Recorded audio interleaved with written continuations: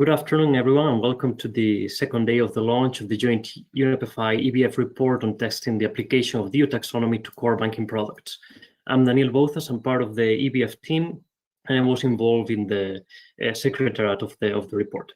I would like to remind all attendees that may have missed the discussions yesterday that the joint report launch should be available in the exact same website from which you are viewing the discussions today.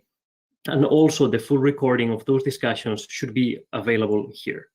The discussions today have been divided in two sessions. The first one starting now will be focusing on corporate loans and data challenges. And as you know, these are critical considerations in the way forward for taxonomy usability. The presentations and panel discussions will last for around 1 hour, and we'll have time for a Q&A session until around 3:15 CET. Maybe we can extend it a bit more for 30 minutes. And you will be able to submit your questions in Slido that I think you should have the link below this video. The second session will focus on retail and SME lending, and we'll be starting at 4 CET. So in this case, we have the great chance to count with Corinne Rowe as a moderator of this session. She has been the main author of the report, and she has been a fundamental part in putting together the different pieces of this puzzle. And I would like to welcome her, and over to you, Corinne. Thank you, Daniel. It's a pleasure to be here today. I would like to welcome you to this second webinar, launching the report on the application of the EU Taxonomy to core banking products. This report is an important milestone ahead of the entry into force of the EU Taxonomy. It gives banks an initial roadmap to navigate the application of this new EU regulation. Importantly, it provides a set of 8 recommendations to facilitate the application of the taxonomy. If you haven't read it yet, please go and check the report we are launching. You have the link to the report on the page from which you are viewing. Now, today, more specifically, we will talk about how the roadmap and recommendations came together. In total, 26 banks participated to the project. These banks tested the EU taxonomy on over 40 transactions and clients. These were real cases, and the EU taxonomy was applied to these cases in a very concrete manner. Now, the result was a first solid understanding of what the taxonomy means for banking product. Second, quite simply, how to apply the taxonomy when you're a bank, when you speak with your clients or process a transaction. Third, a thorough appreciation of challenges. And fourth, as we said, the recommendation. So today, we are talking about this very exercise that banks undertook. 3 of these banks are here to tell us about their experience. And I now invite the panelists to join me. Please turn on your camera. And I would like to introduce first Mary Baumgart, who is Head of Sustainability, Regulatory Affairs and Sustainability Office at SEB, Swedish Banks. She is a former member of the Technical Expert Group of the EU Commission, formerly known as the TEG. She's more than 20 years experience on working on sustainability in various capacities, including as an NGO and as a Big Four consultancy. Hans, please do join us. Hans has over 20 years of experience in sustainability in the financial industry. Amongst others, Hans is a member of the ICMA Green Bond Principles Executive Committee, chair of the Taxonomy Working Group at the EBF. He's also a member of the Committee of Experts of Milieuceur, the Dutch eco-labeling body. Importantly, for some of the topics we're talking about today, he contributed to the publication on harmonizing data needs on the EU environmental accounts with data needs of the EU taxonomy regulation. And last but not least, Karen de Goof is Head of Sustainable Business Development at Natixis. the international corporate and investment banking arm of French banking group BPCE. She coordinates the development of sustainable financial products and covers key initiatives such as Natix's Green Weighing Factor. So, here is my first questions to our panelists today. How did you do it? Please tell us about your case studies. Tell us your story. Mary, over to you. Thank you, Corinne. First of all, I would actually like to thank you and to thank UNEP-FI and EBF for running this project, which has been a fantastic experience.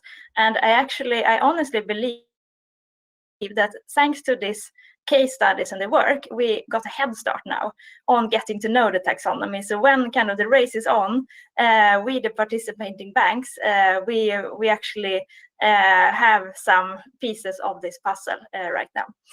But over to our case study, we, SEB, were testing the taxonomy on a real case. So we have chosen a general corporate purpose loan, more specifically an RCF, a revolving credit facility, to a large cap forest industry company, so that our sector was forest and agriculture. It was EU-based, Western Europe actually. And jumping to conclusion, our outcome after the case and testing was that we believe that our client is aligned with assumptions. And these were, for example, that it was a bit difficult to calculate the turnover of the proceeds from the standing forest, since the value chain of the forest to end product that remained within the company, so within our client. And this means that, for example, that the economic activity that we looked at, that did not generate the revenues. That was done further in the value chain after the product was refined. So that was a bit of a discussion that we had, and that was a bit of the assumption as well. And then also the use of proceeds. If we flip back to the previous slide, just for 1 second, the use of proceeds and RCF could be used for any kind of item. So we basically do not know whether it would go to the economic activity that is taxonomy aligned or to some other activity within the customer. So these kind of assumptions were our conclusion.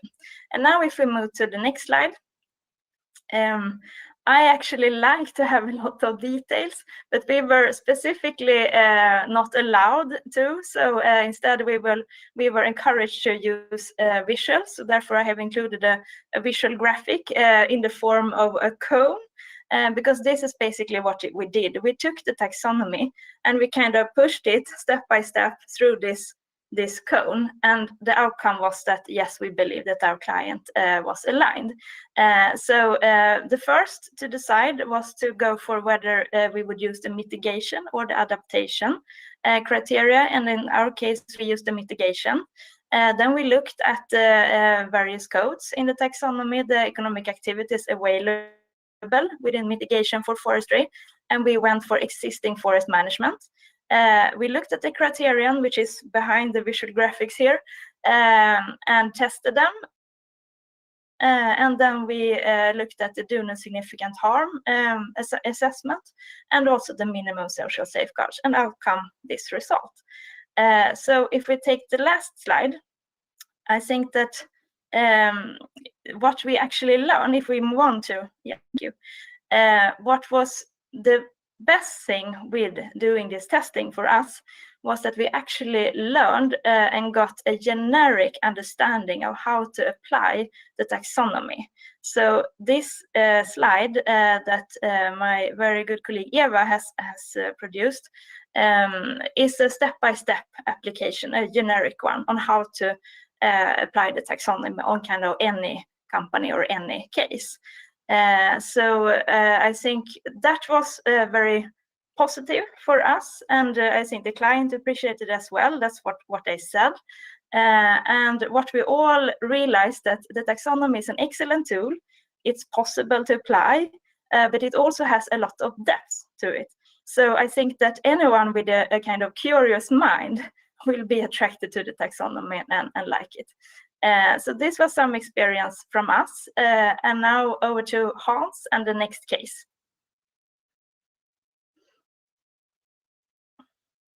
Yeah, thanks, Marie.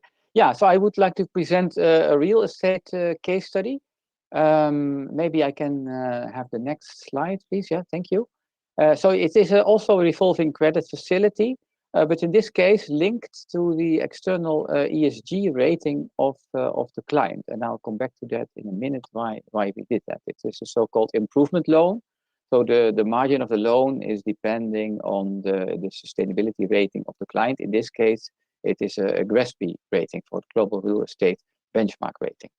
Now, the outcome is also here that we think that this client is aligned with the taxonomy. It is a very sustainable real estate client. And of course, you need to assess in such situations, ideally, of whether all the buildings in their portfolio are, let's say, meeting the criteria. That is difficult and definitely a challenge.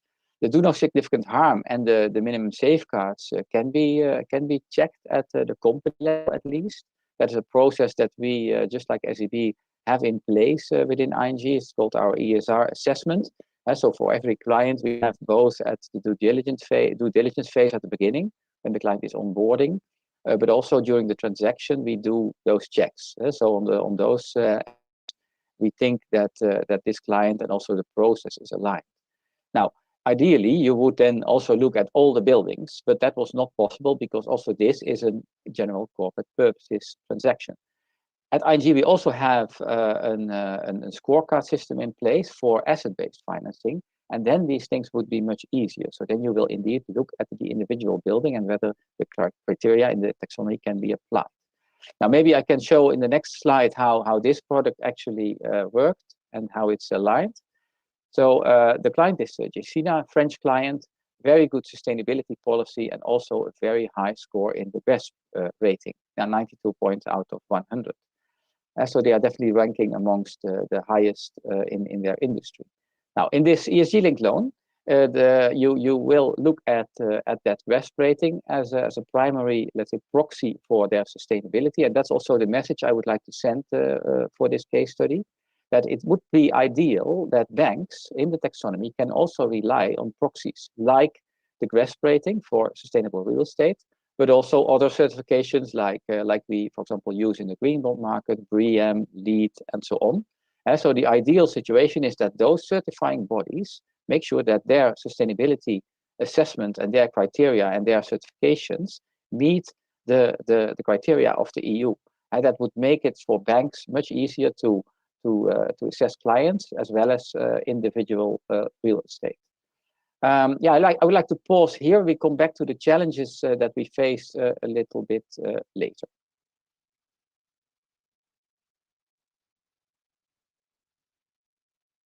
Karen, your turn. Hi, Hans. Yes, Karen, over to you. Yeah, thanks. I hope you can hear me. So the at Natixis and together with BPC, we produced several case studies for that publication. 6 of them actually that are all published in the report, and the one that I was asked to present today is the one that you have there on the slide, which is a green bond for Société du Grand Paris, which is a company that was set up in 2010 by the French government, specifically to build and deliver the new Grand Paris Express automated metro network. So it is a corporate general purpose type of product, but to a company who has a specific use of proceeds of all its specific and dedicated use of proceeds of everything that it does. The transaction that we were involved in that was co-led by Natixis in 2019 was a 2 billion 15-year green bond issue, which is part of a larger 5 billion green EMTN program that was established a year before.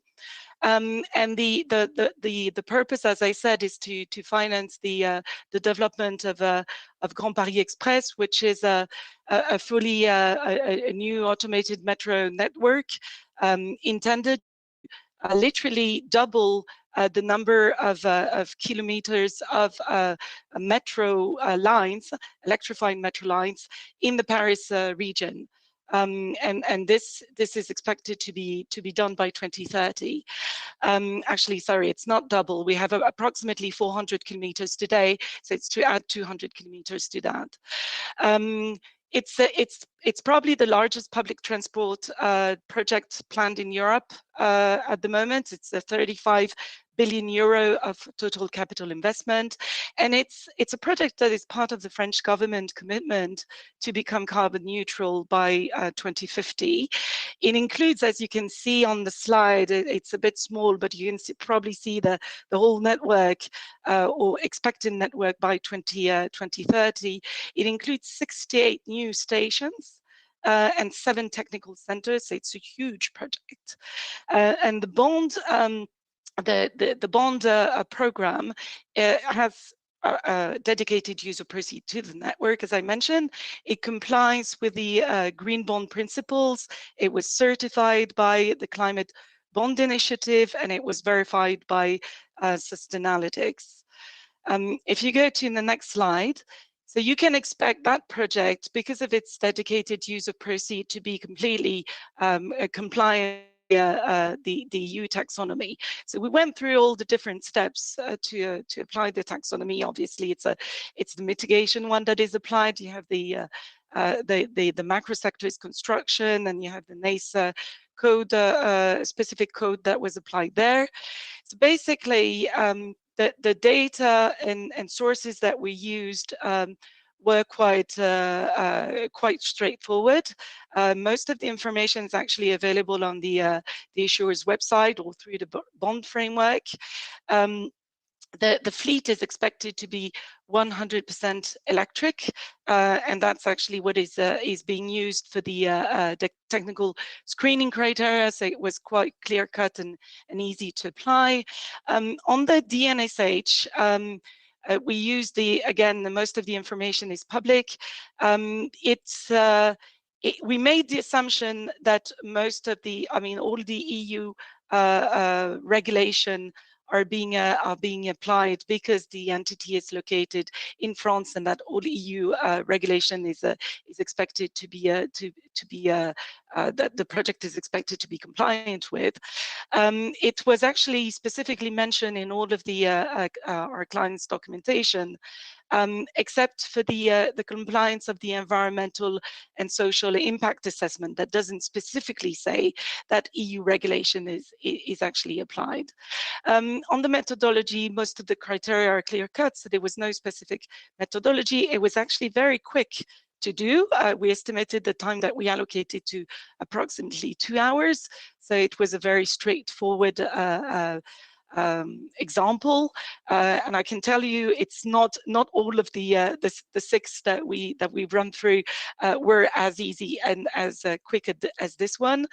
On the challenges, as I mentioned, there was no clear mention of the environmental impact assessment in accordance with the EU directive. So we assume, we made the assumption that the DNSH is partly based on the assumption of compliance with EU regulation.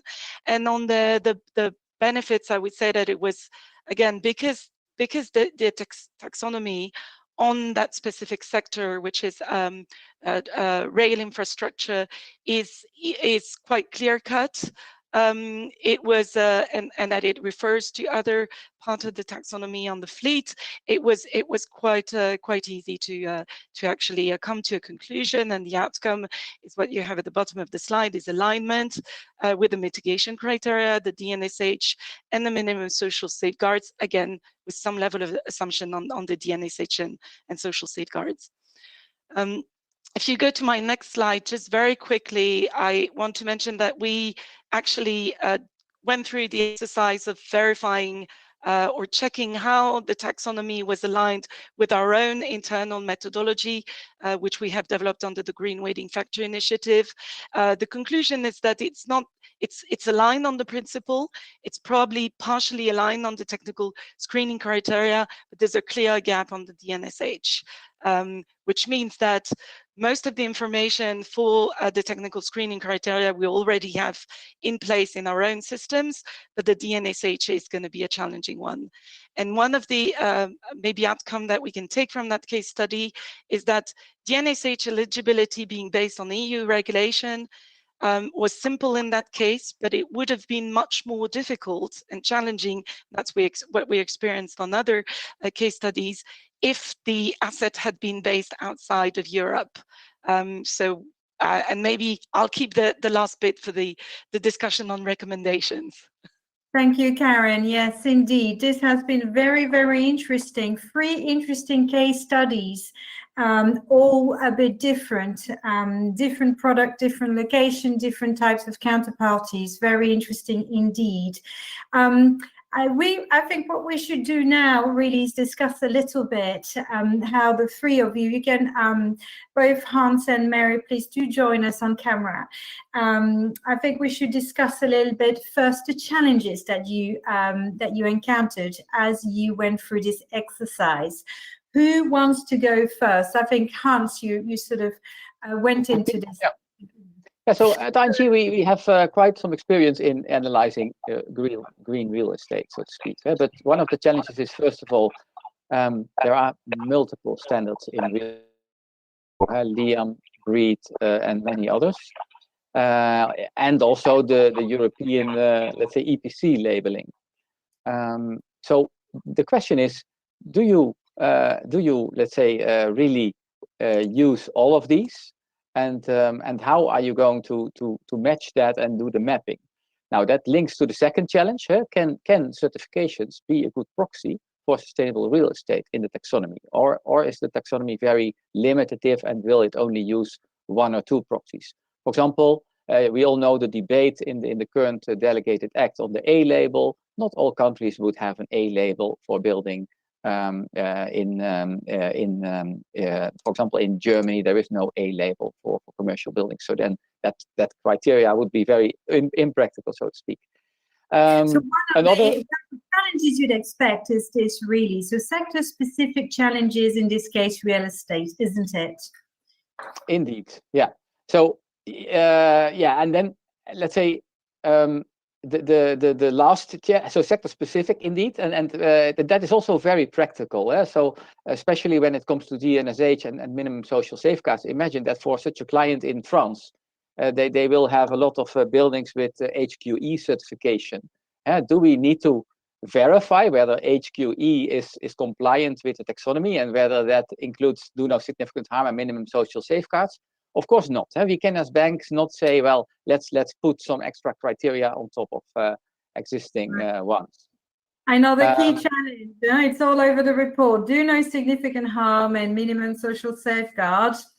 So indeed, yes. I'm just bringing them up to help us set.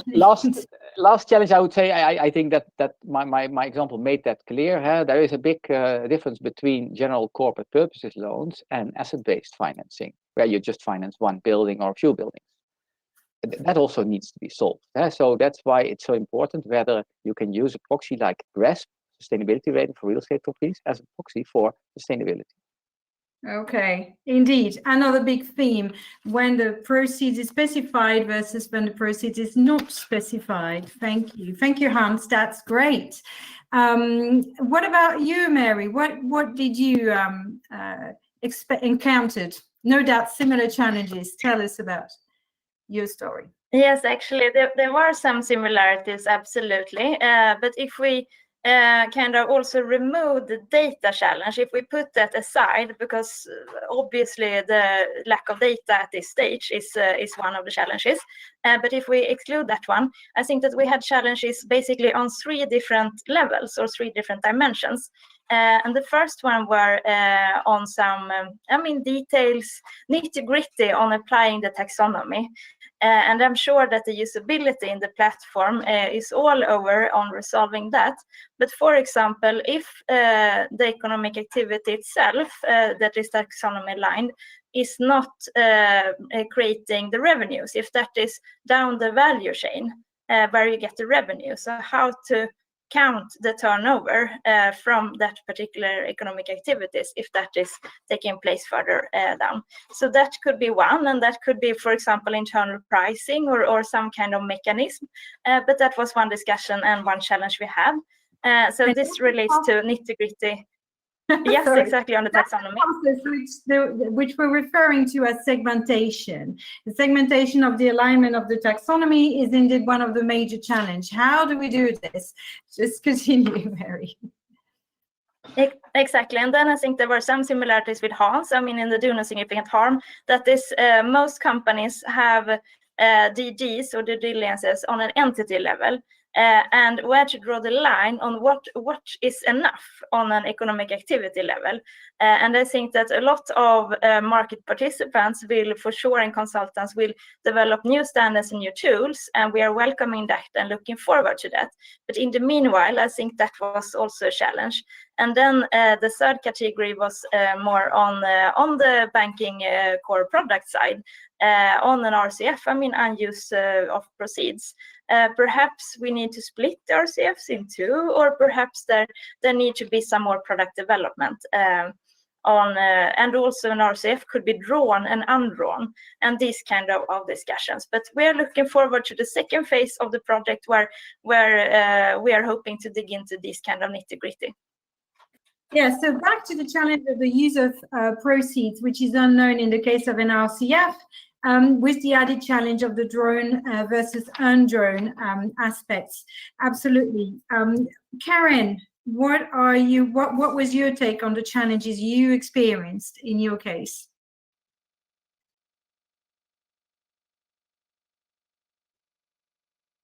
Karen?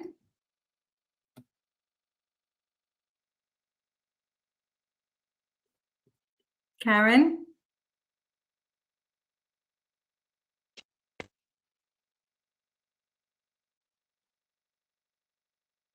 Okay, I can't hear Karen.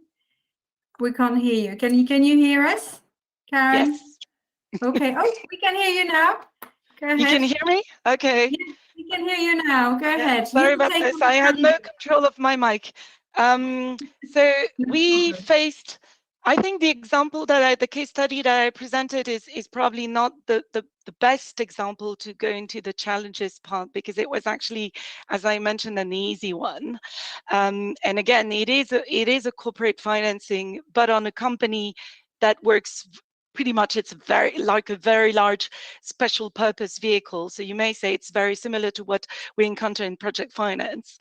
But we ran, we did a lot of other case studies, and actually for that exercise, but also for the, we were also part in the sensitivity analysis of the banking corporate loan book to climate risk that was run by the EBA, and we did about 50 similar case studies, if you want. So we have a little bit of an experience now in what the challenges would be for real, I would say, corporate general purpose lending activity. And you did provide quite a few case studies for the report as well. I think that's okay, right. Karen. There was no challenge on your transaction. This is good news, and you have no problem with that. And this is actually quite fitting nicely into the next part, which is a bit about talking about the benefits that the banks are seeing when it comes to the taxonomy. Unless you want to talk a bit more about the challenges, Karen, I'm happy with if I may, taking not, again, keeping in mind it was not on this specific example, but on the other case studies that we ran, I think the challenges are numerous.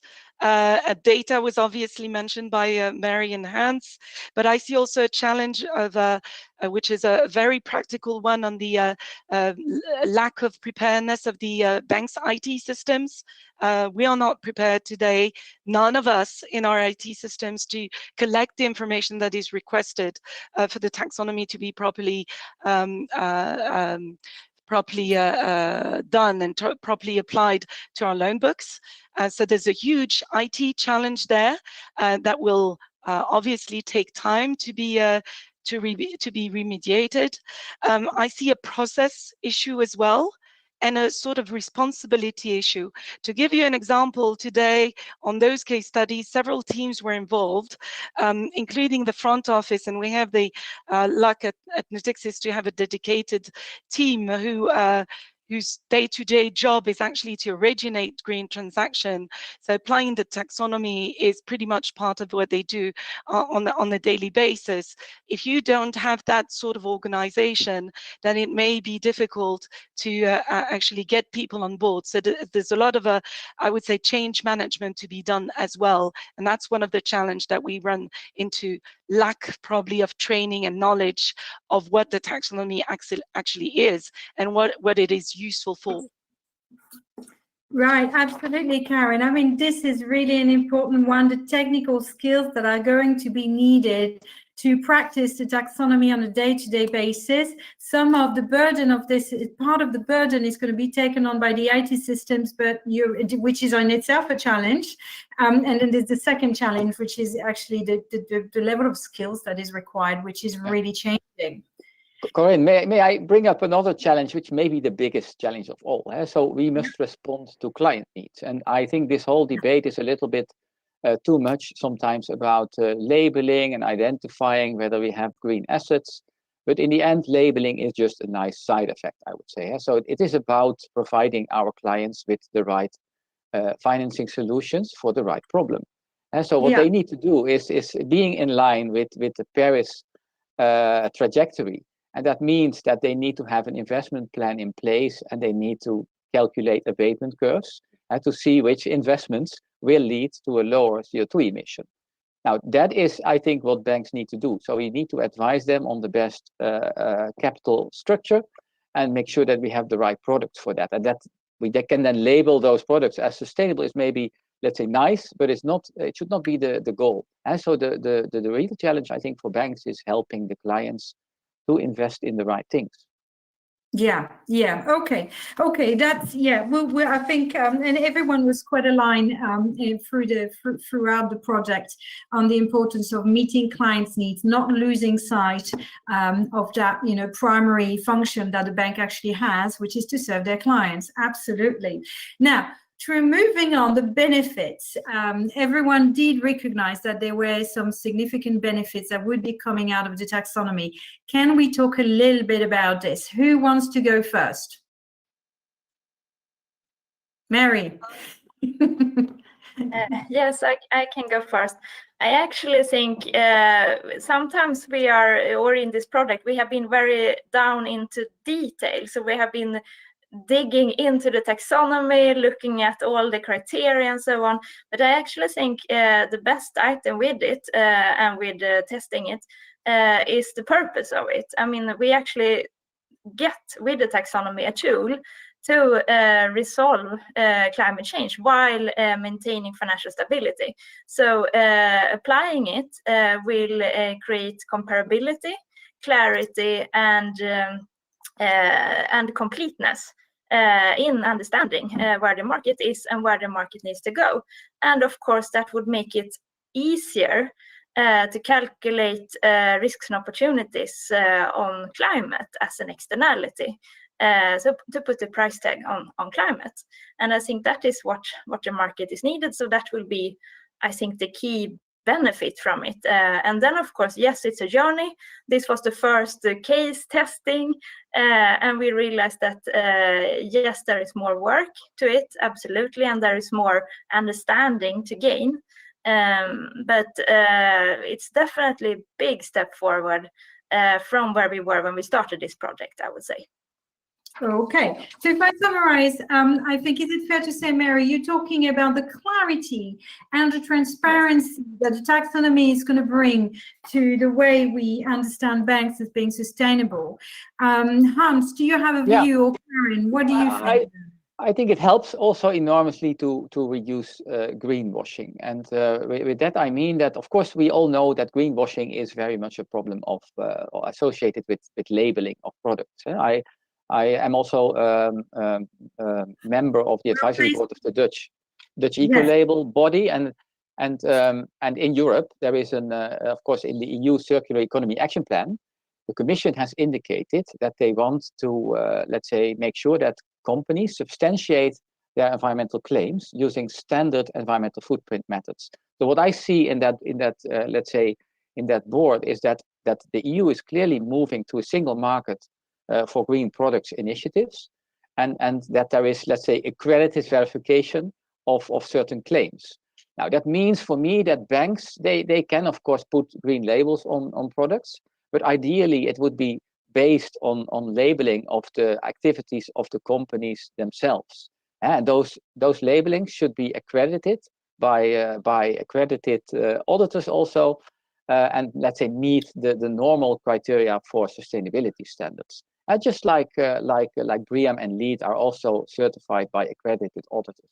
That would make it easier for banks to link the financing to already certified assets and companies, and it would reduce greenwashing or self-labeling.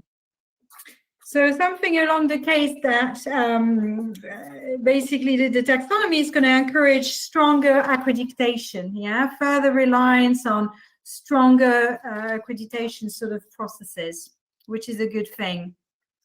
Karen. Yeah, obviously I agree with everything that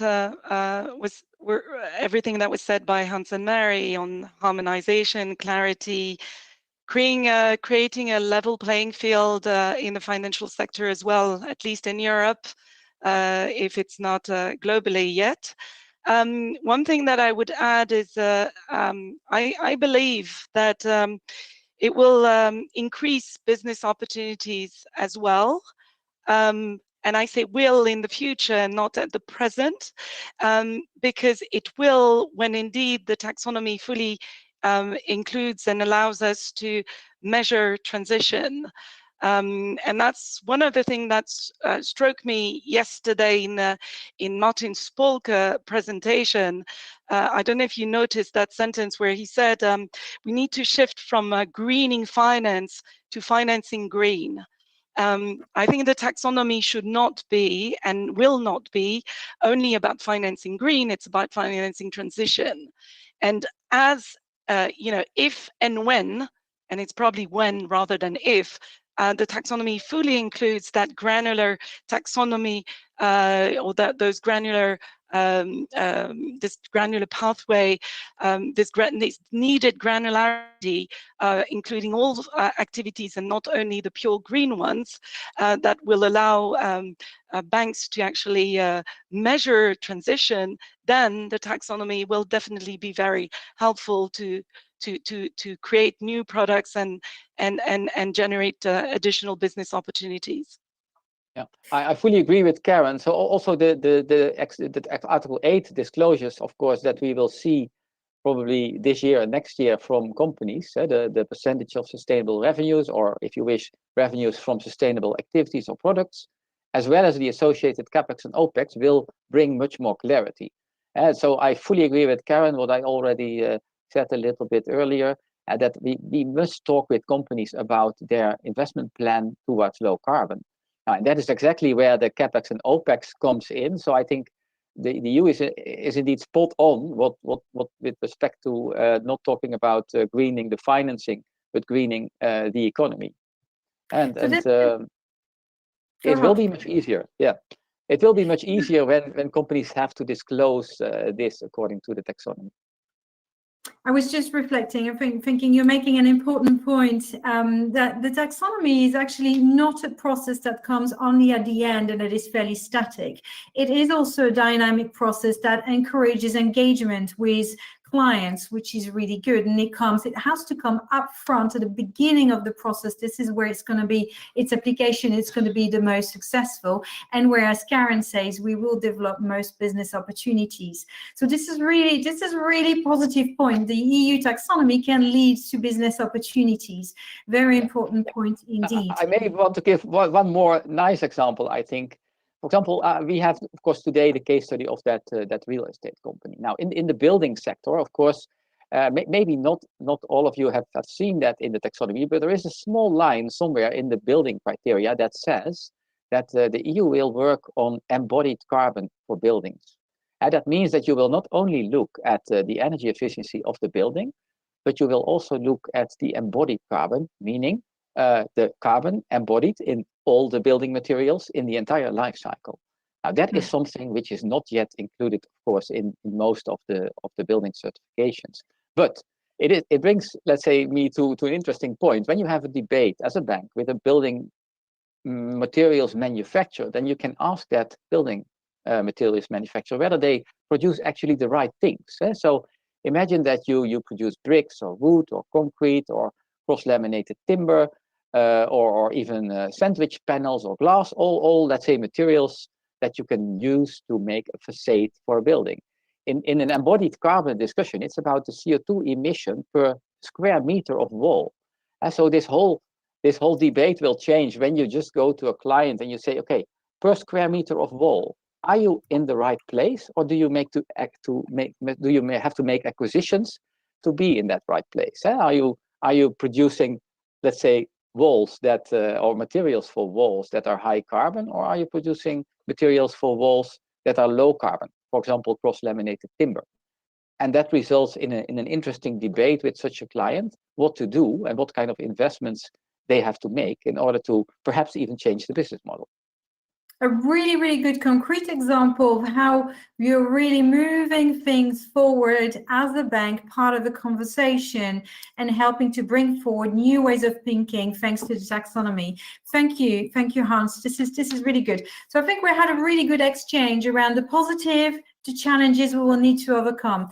And if we talk about challenges, we have to think about what help we need and how we're gonna do this going forward. So on that basis, my question to you, all three of you, is what would you like to tell legislators and regulators about applying the EU taxonomy? What do you need from them?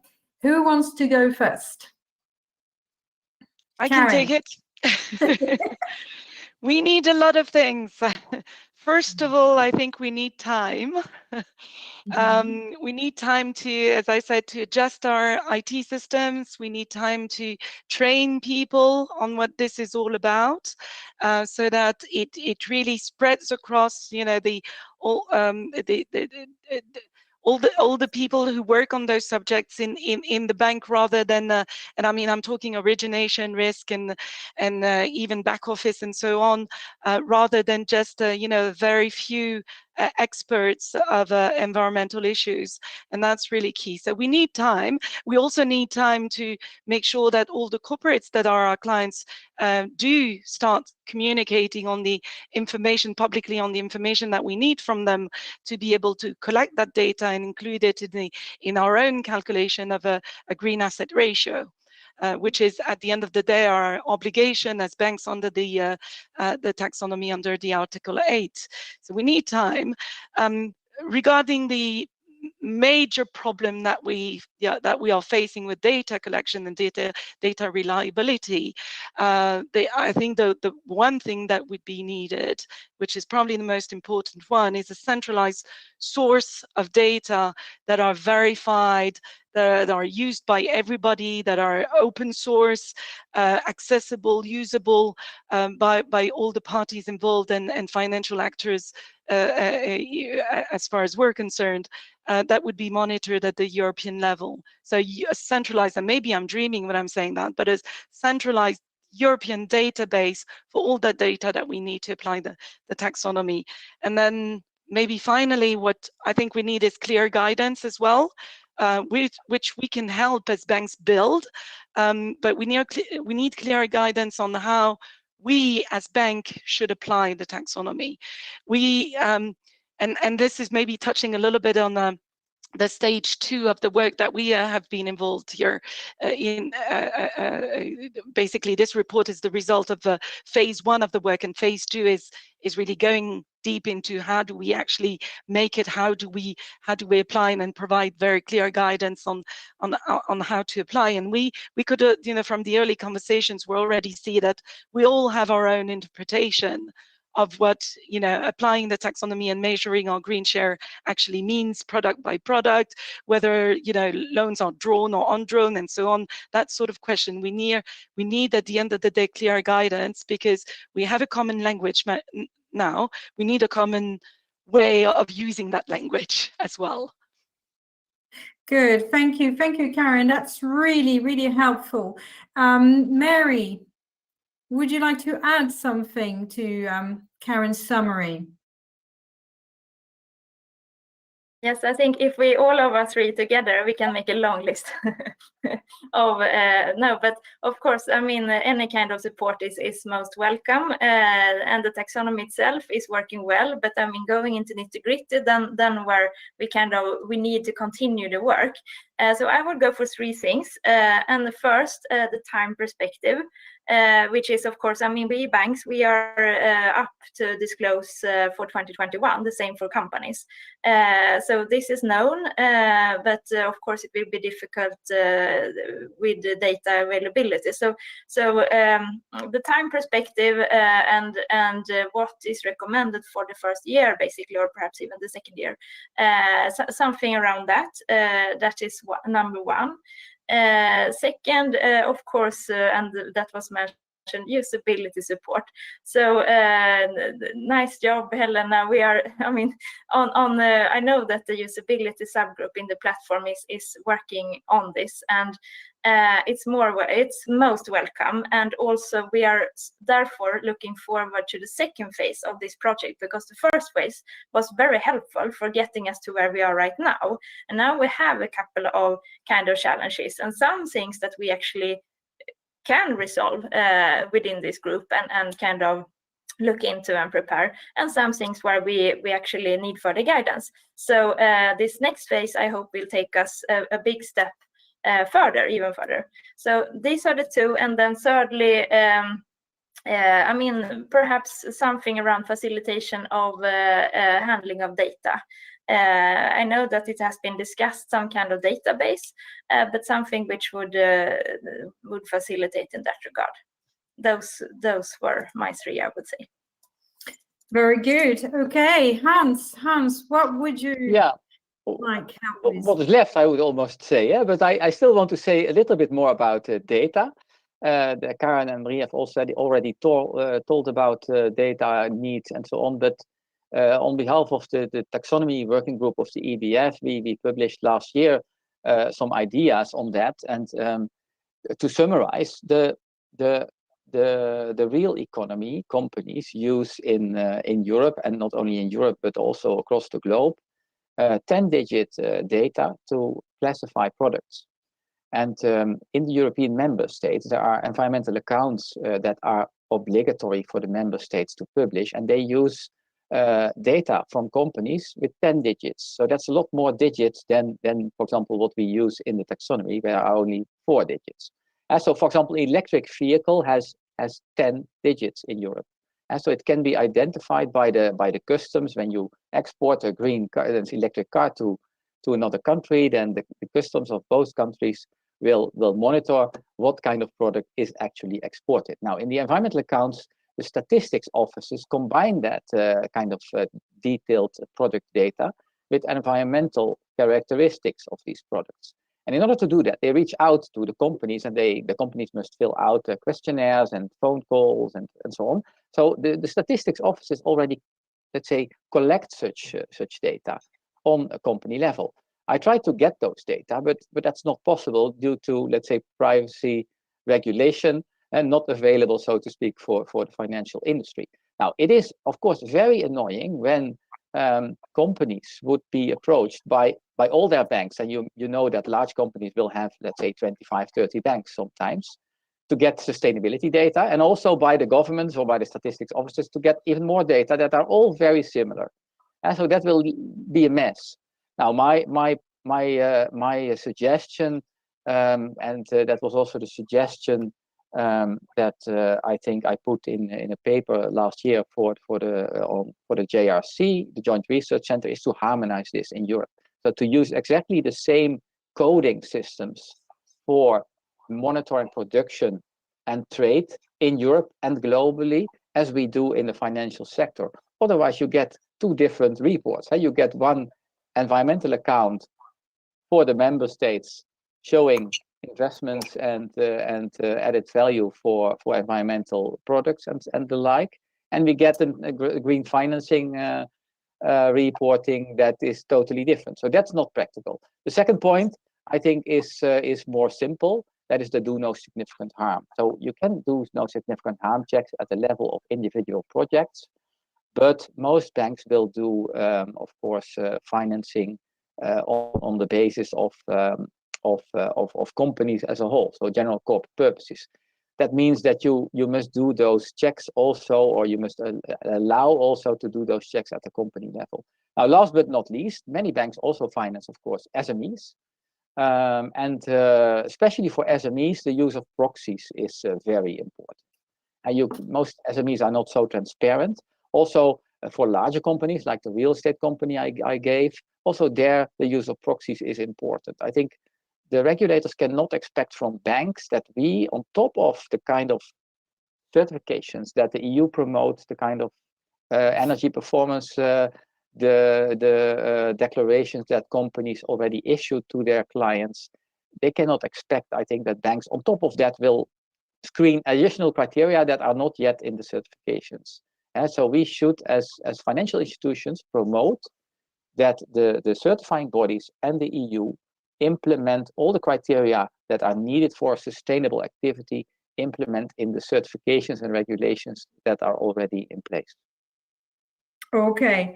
Well, that's I think that's great, and it aligns very well. So if I recap, the first thing that we need here is giving us a bit of time, realize just how big an adaptation effort this is going to be, no pun intended here. The second thing is data. We need to get organized and we need to use tech. This is otherwise not going to be manageable. So we need a common nomenclature. I know, or I don't know actually how we pronounce this properly in English, but a topic that is close to your heart, Hans, I know, a central database, which is something that is put forward by the EBF and supported by quite a number of banks. So, and the third bucket really of requirement is generally we need further guidance. We may be able to bring it together ourselves as an industry when we talk about proxies and assumptions, but we do need some level of engagement and agreement with the regulator to make sure that the way we go about applying the taxonomy is actually accepted and recognized. Is this hopefully a fair summary of the three pillars of request? Now, how about Corinne, if I may, I forgot a very important element, which was actually the key takeaway from my case study, is on the DNSH. We had a very good example of a case study that we ran of we were financing. It was actually a project, an aluminium smelter in Canada, where the conclusion was that it fit all the, ticked all the boxes, and it was compliant with the technical screening criteria and so on. And on the DNSH, we were not able. It was inconclusive because we could not align the Canadian regulation on the different criteria of pollution and water and biodiversity and so on with the European regulation. So what we absolutely need as well, and that's probably on the to-do list of the platform, is a sort of mapping of the non-EU regulation to the EU regulation through the DNSH. Yeah, absolutely critical. No banks, business, most of them will, will stop at the border of the country or the EU. You're all international organization. You do need some form of alignment and mapping. Absolutely, you're right. All right. How about a few words for your peers? There was only 26 banks. It's a lot of banks, but in a way, there was only 26 banks in that project. So many are now discovering, the taxonomy and possibly getting a little bit worried or feeling overwhelmed. What can you tell your peers? You want to go first, Mary? Yes, I would actually say I will be very short on this one. It's actually just to jump into the pool and get started. Our recommendation is to do a step-by-step approach, similar to what we experienced was the kind of generic slide that I showed previously, and which can be shared. So just applying it from a kind of top-down level and then learn down the road. That's what I would say. It's one thing in theory, but then it's also you need the practical experience. So reading the taxonomy and familiarize yourself with it, and it's a dictionary. So you basically don't need to, unless you want to go through it all. You can kind of look up what is of interest or what economic activities that could apply, and then you kind of continue further. So that's very kind of navigating in the theory, and then actually as soon as possible going into practice and try it. That's my recommendation. Great. So jumping, get going now. Don't wait. Get ready. Hans, recommendation to your peers. Yeah, actually two. First of all, do maybe what we at ING also have, implement some sort of scorecard. That is a very simple procedure where you, let's say, summarize sustainability criteria, in our case, taxonomy criteria, but also some other criteria that people can use to evaluate a certain client or loan. Now, it's obligatory in ING to then check that in the loan system. So when you provide such a loan, then there is a process in place, including a 4 I's principle, where, let's say, in the end, a box needs to be checked whether some loan is sustainable or not. So that is just the implementation. I would recommend everyone to do that. Second, and that's maybe the most important recommendation, do the right things. So focus on financing what the client wants and what the client maybe sometimes does not know yet, but finance the right things to help them to let's say, become Paris aligned, and to let's say to have the dialogue with clients on their investment plan, on the abatement curves, and embed that in your advisory. Okay, so apply the taxonomy in scorecards. Make sure you focus on the right thing, what matters. Don't lose sight of the actual objective. And 3, regularly review your criteria against taxonomies. Don't let it slip. Very good. Karen, what would you tell your peers? I think a little bit like Mary. I mean, jump in the pool, but I would say that it's not a pool, it's an ocean. So jump in the ocean and it's full of waves. And very large ones. So you better learn to surf. But jokes apart, I mean, a bank is IT systems and people. Get both ready. That would be my conclusion. Get your systems ready, get your people ready. There's a lot of change management to be done among fellow bankers, and especially the IT systems. And maybe I'm a little bit biased here because I've been a project manager of our green weighting factor for the past 3 years. And which is, for those of you who don't know, it works very much. It's not only that, but it embeds our own little taxonomy, which is very granular, that goes from brown to green. So it's all across the scope. And it's literally, we had to amend more than 20 different IT systems. It's now fully integrated in our SC systems, and it's up and running, and it's part of our credit process. This is what we need to achieve with the taxonomy. So, get your systems ready. It's not going to happen overnight. It will take time. It's painful. It costs. But we need the earlier you start, the earlier you'll get it done. So get systems and people ready. Good, thank you so much. You have helped providing quite a vivid picture, thank you, because the topic can otherwise be a little bit arduous. So I think we can tick that box here. Now, we are opening the floor for questions, and some have started to come in. So I am going to read them. One is for Karen. What was the benefit for your client, or would be the benefit for your client, to be EU Taxonomy compliant? Can you tell us about that? Well, it's a common language, and it's a common definition of green. So and I think we can all agree that the taxonomy, I mean, we still need to see the delegated acts, but as it stands today, it's the very pure green products. So at least you will avoid greenwashing.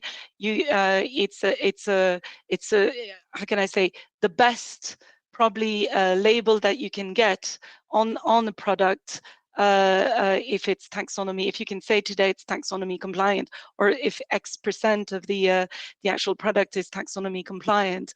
So the benefits, I mean, in terms of financial impact, is still to be and that's for each bank to decide what we do with that. But the idea would probably be to have better financial conditions on products that meet the taxonomy highest standard. So that would be one example. What I was referring to, the opportunities, is more on the transition path, because we want to put in place incentives for our clients to actually engage on that transition pathway, and that's where the transition part of the taxonomy will be very useful.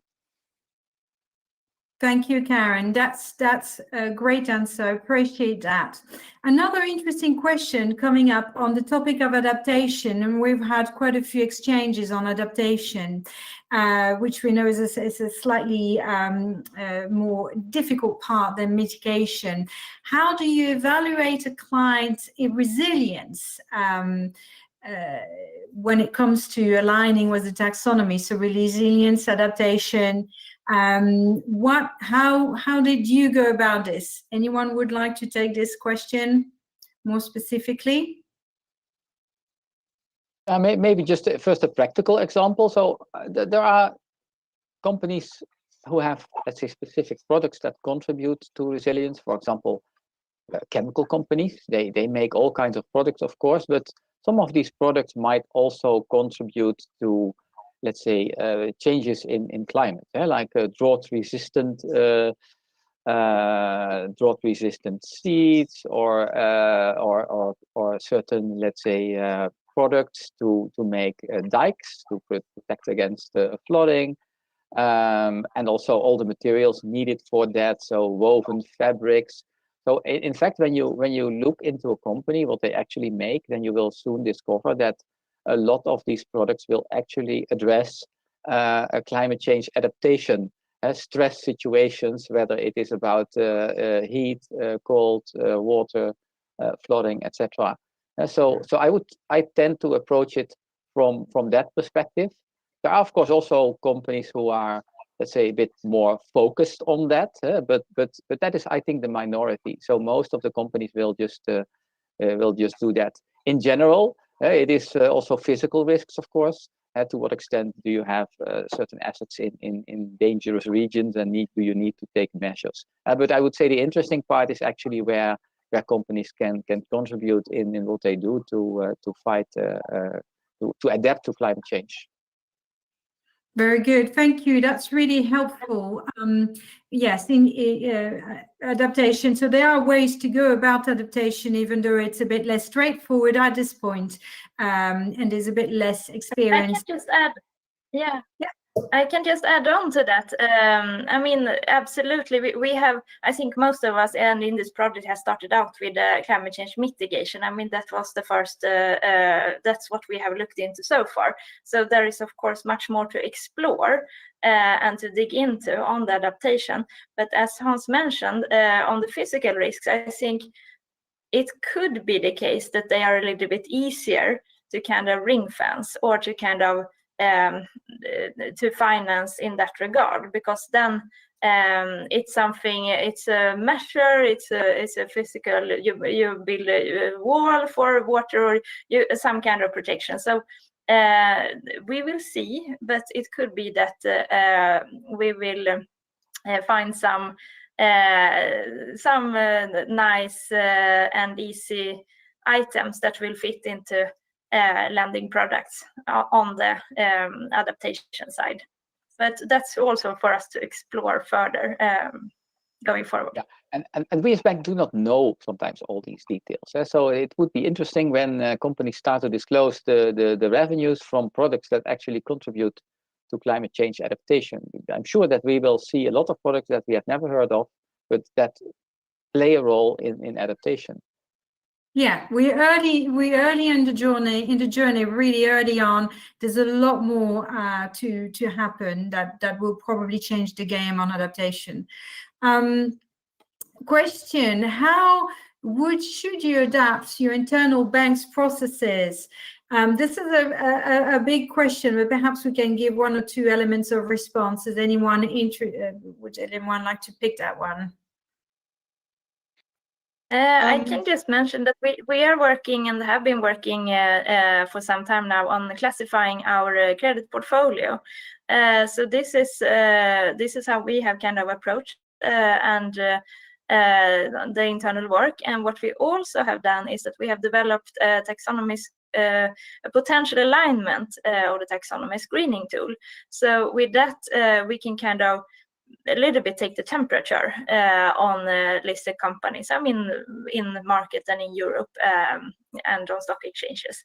So, but there is, even though we have worked for, I think, 1.5 years now on the classification, this is the beginning. But it's also very nice to actually to kind of connect finance with sustainability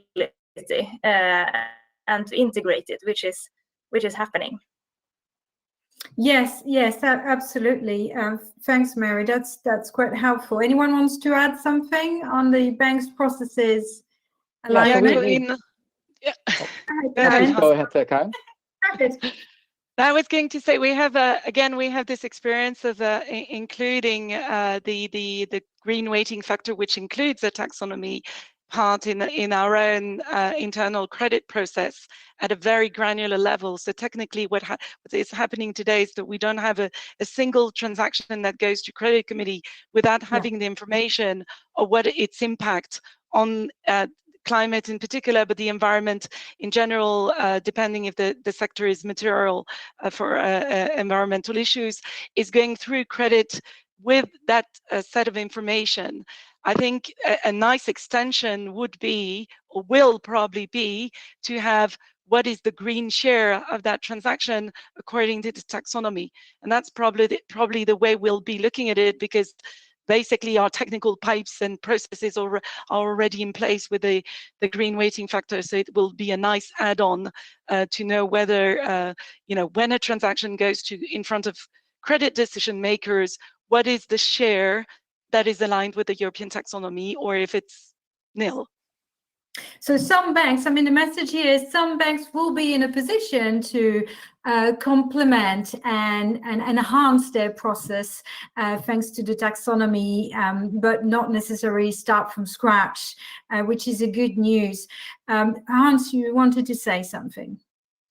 Maybe just an example from ING side. We do the same. First of all, we have, of course, the Terra project. Also, a number of other banks participate in that. That project is meant, together with the 2 Degrees Initiative, to steer the portfolio towards low carbon. And of course, there are also all kinds of calculations in the back of that. And you can find, let's say, the Terra report online if you wish. Second, as said, we do the scorecard the screening always, and we also publish those figures. So that means that you just in a transaction ask a client for data to assess whether these transactions are sustainable or not. And then recently we also, similar to what Marie said, is we identified the green asset ratio of ING, partially manually, for example, for real estate, but that is a lot of work. And you basically need to go through all the buildings. Partially you have data that you can match from the outside, but it's a lot of manual work, which is unwanted, so I would say. But second, we tried to do that with 5 different automated proxies using external data providers. One of those data providers was the Dutch Statistics Office, for example. I also tried to get the German data, but they didn't want to give it to me. The Dutch Statistics Offices also didn't give it to me on, let's say, company level, because that was not allowed. But we used it at least at the sector level, which gives a very nice and fast insight in let's say, the greenness of the portfolio. Of course, there is a caveat: the environmental accounts that are that, let's say, collect the data for that are slightly different than the taxonomy. But that's my point earlier. It should be harmonized. Fantastic. Thank you, Hans. That's really helpful. Interesting question coming up on percentage of loan book aligned with the taxonomy. Have you started to test your entire loan book? Mary, would you like to give us the beginning of an answer? Well, this is actually what we are doing, and we have been, this is ongoing, and we have been working with it since, I think, about 1.5 years now. But we will provide more information probably in our annual report in March. So I don't want to kind of jump ahead, but yes, it's an ongoing project, absolutely. And it has very high priority. Karen, loan book. Well, it's not, we didn't look at the full loan book yet, but as I briefly mentioned earlier, we took part in that voluntary exercise from the EBA, which was called the sensitivity analysis, which is very much a climate risk exercise.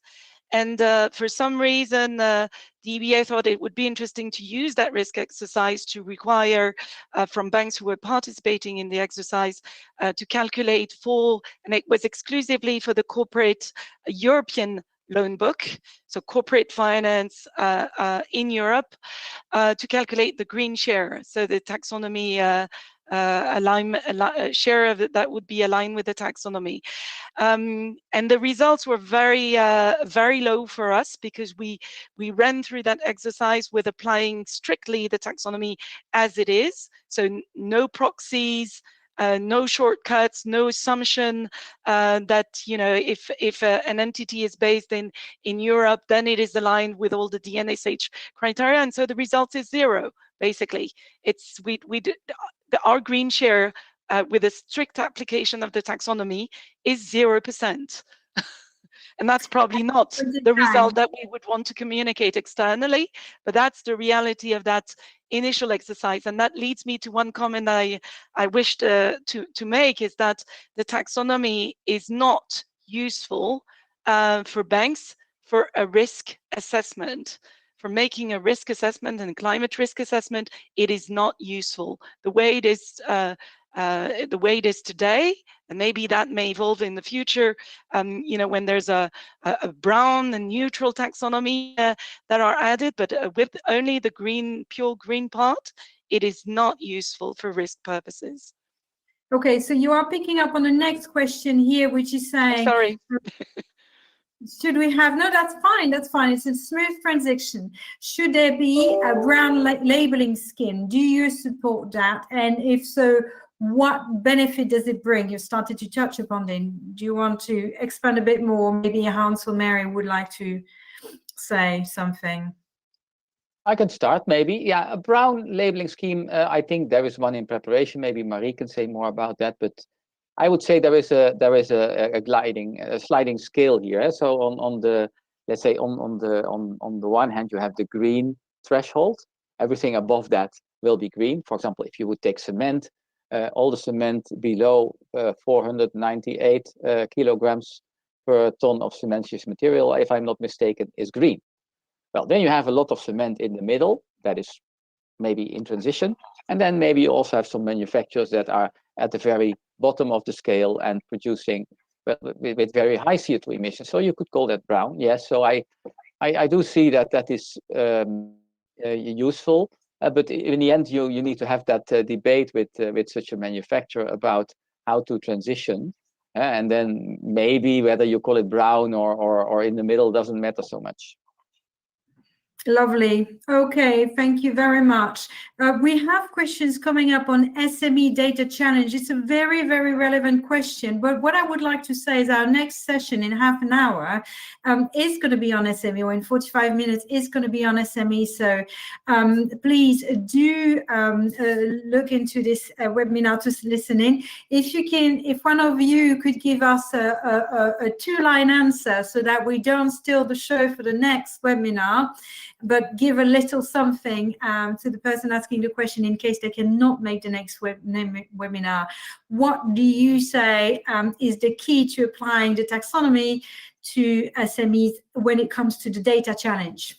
Hans, you mentioned a little bit proxies, assumptions.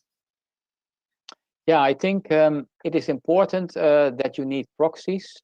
In the past, I implemented for a bank a so-called impact loan based on eco certifications that SMEs have.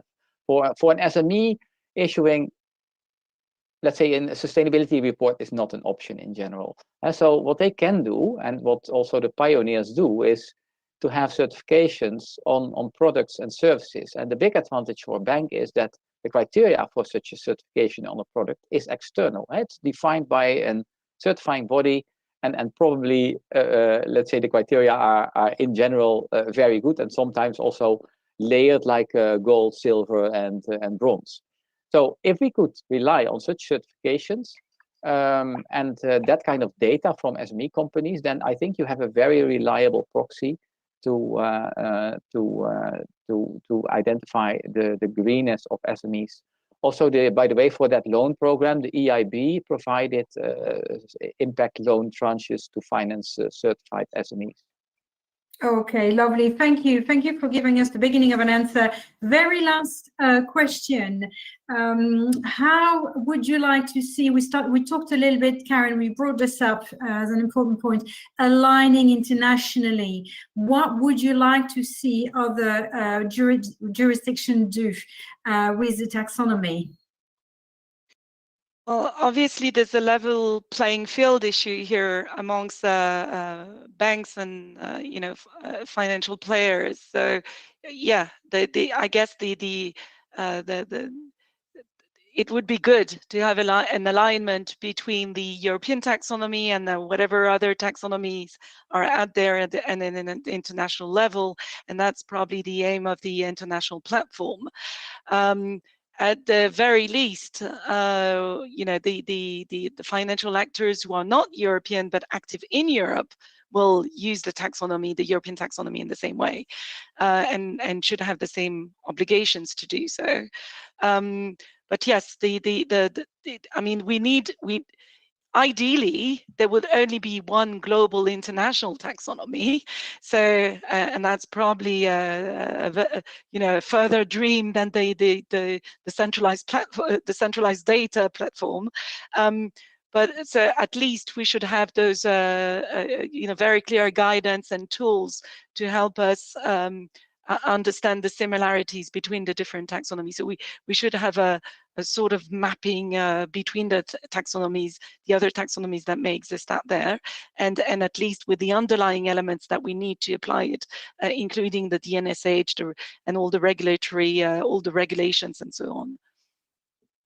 Yes, okay, very good. That is, I think, there would be a few people, I would say, going against that. Hans or Mary, would you like to add something to this particular point? Yeah, maybe reiterate my point earlier on international data. So we will never reach maybe an agreement globally on what sustainability is, but interestingly, in the international trade flows and production measurement, we use the same code, as I've said before. So an electric vehicle has the same code in the US as in Europe as in China.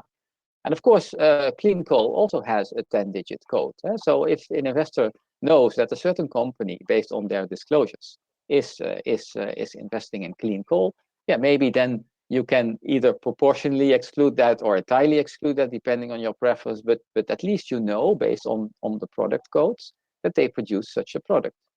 Now, that is a good starting point, I think, for, let's say, harmonization. When you can take that one step further and also combine it with sustainability data in case there is no code for a product. And then, of course, what I mean a product that with a sustainability, let's say, element attached to it, like for example, for car, it is nice you have a code for an electric car, but maybe for potato, you don't have a code for let's say, an organic potato, so you need the additional data, like the environmental accounts use it. But the codes are harmonized, and I think we should use that, and that would make, I think, it much easier to get to a global system. Thank you. That's really helpful. Mary, anything on that particular point before we conclude? No, I think, I mean, any kind of these or international standards or frameworks that are actually helpful or contributing or complementing or any kind of in that regard is good. I mean, I view it a little bit more like, at least it's a Swedish saying, I'm not sure what it's an international saying, but all roads leads to Rome. So basically there are more roads to Rome, but I would see the taxonomy as the highway to Rome. So there could absolutely be more roads, but this is for sure a very straight and fast road. Thank you so much, Mary. And so thank you to the panelists. Really, we're going to call this a day. We had a good hour and a half. This is a long webinar. We're going to conclude now. Thank you very much to our panelists for your highly relevant contribution. Karen, Hans, and Mary, thank you so much. Contribution today and also throughout the projects where you have definitely brought a lot. I would like to highlight to the audience that the full process that our colleagues in the banks have gone through to deliver those case study was intense, and that they provided a significant amount of work to come to the result we are coming today. This should not be underestimated. Now, I would also like to highlight that we are early on in the journey. A lot of the data is missing because a number of regulations have not yet aligned, and they will align. So please bear in mind that we are early on, things will change, and things should keep getting better. So we are therefore, as a result, feeling very positive about the outcome of this project. And I think Karen, Hans, and Mary are all aligned, as well as all the other banks. And for that reason, this project is now moving on into a follow-on phase where we will develop detailed guidelines to apply the taxonomy. You recall in one of the key requirements to the regulator was, please give us further guidance so at least we can put it together ourselves and let's discuss it. So this is what we are going to be busy doing now. If you are a bank and if you are interested to join that process and step on the train now, even if you were not part of the initial journey, it doesn't matter. Come along. We are a welcoming group of banks, and we would love to hear from you. And this is it for us. Karen, Hans, and Mary, please, if you have anything you would like to say, otherwise, just a wave. No, I would like to thank the audience and most of all you, Corinne, for your excellent work on the report, being the lead author of it. Thanks a lot. Thank you. Thank you very much. Thank you. And I hope the regulators read the conclusions and the recommendations that are there and look at particularly at the case studies, because they are we did a very hands-on work, going deep into basically what will be needed to be done for all the lines, all the thousands of lines that we have in our portfolios at the end of the day. So please regulators, look at the case studies, and you will find out that it's not just bankers trying to push away the regulation, but really facing, that ocean of difficulties. Thank you, Karen. I'm sure they will. Join us for the next phase. Good. All right, Daniel, over to you. Okay. Thank you. Thank you, Corinne. I would just like to remind everyone that the next session will start now in 30 minutes. And that in any case, please, you can find the report in case you haven't checked it, attached in the same website from where you're watching. And that both the recording and the presentations shared in this session will be available. So please stay tuned. You will be able to see that. And for the next session, just to say that, of course, it will happen in 30 minutes at 4 CET. And it will be moderated by Elodie. It has been the Unipify investment lead, working very, very closely and very on top of this in the Secretariat with all of us. So it will be for sure a very interesting session, and please do join us. Thanks. Thank you. Bye-bye. Thank you.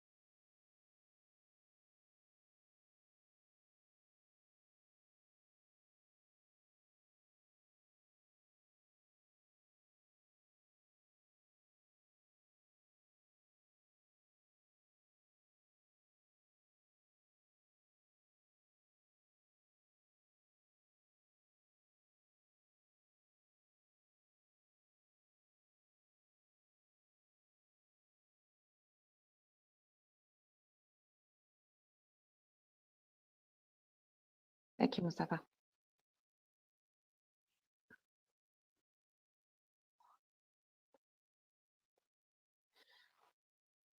Good afternoon and welcome to the second marking the launch of the joint UNEP-FI and EBF report on testing the application of the EU taxonomy to core banking products. My name is Elodie Feller.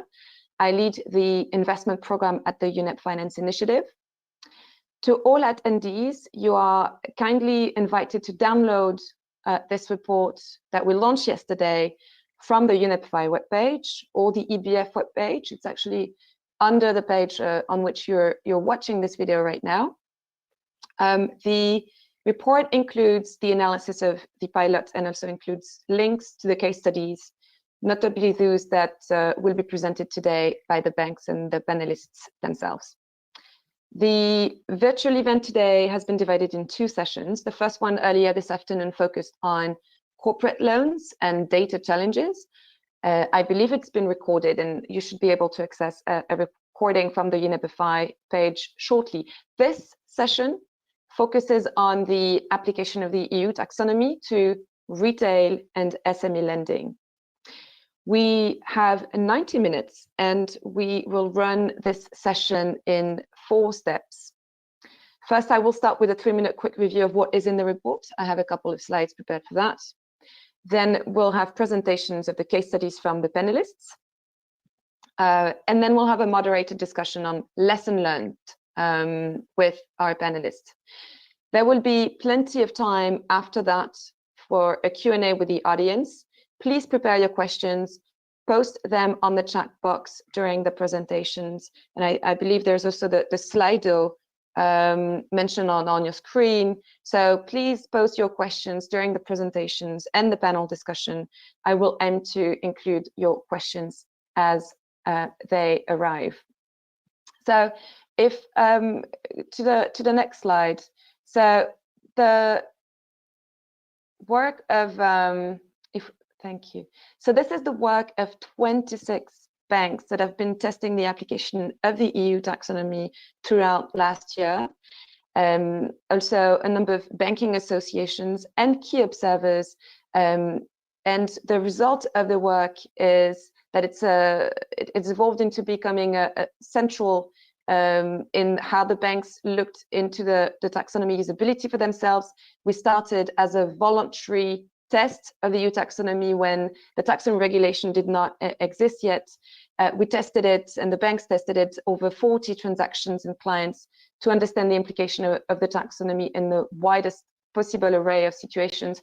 The result is really a first solid understanding of what the taxonomy means to banking products, an indication about who to approach, how to go to about its application when you're a bank, a fair appreciation of the challenges and recommendation to regulators, banks, and status owners. And that's on the next slide, sorry. So what you find in the report on that slide is indeed 5 chapters that take you through the benefits, the challenges, steps and principles for the practical application of the taxonomy on core banking products and the 8 recommendations that I just mentioned. On the next slide, please. Of the 40 use cases that the banks worked on, 26 are published in the report. You will find that they apply to a long list of banking products, to 6 sectors of the EU taxonomy.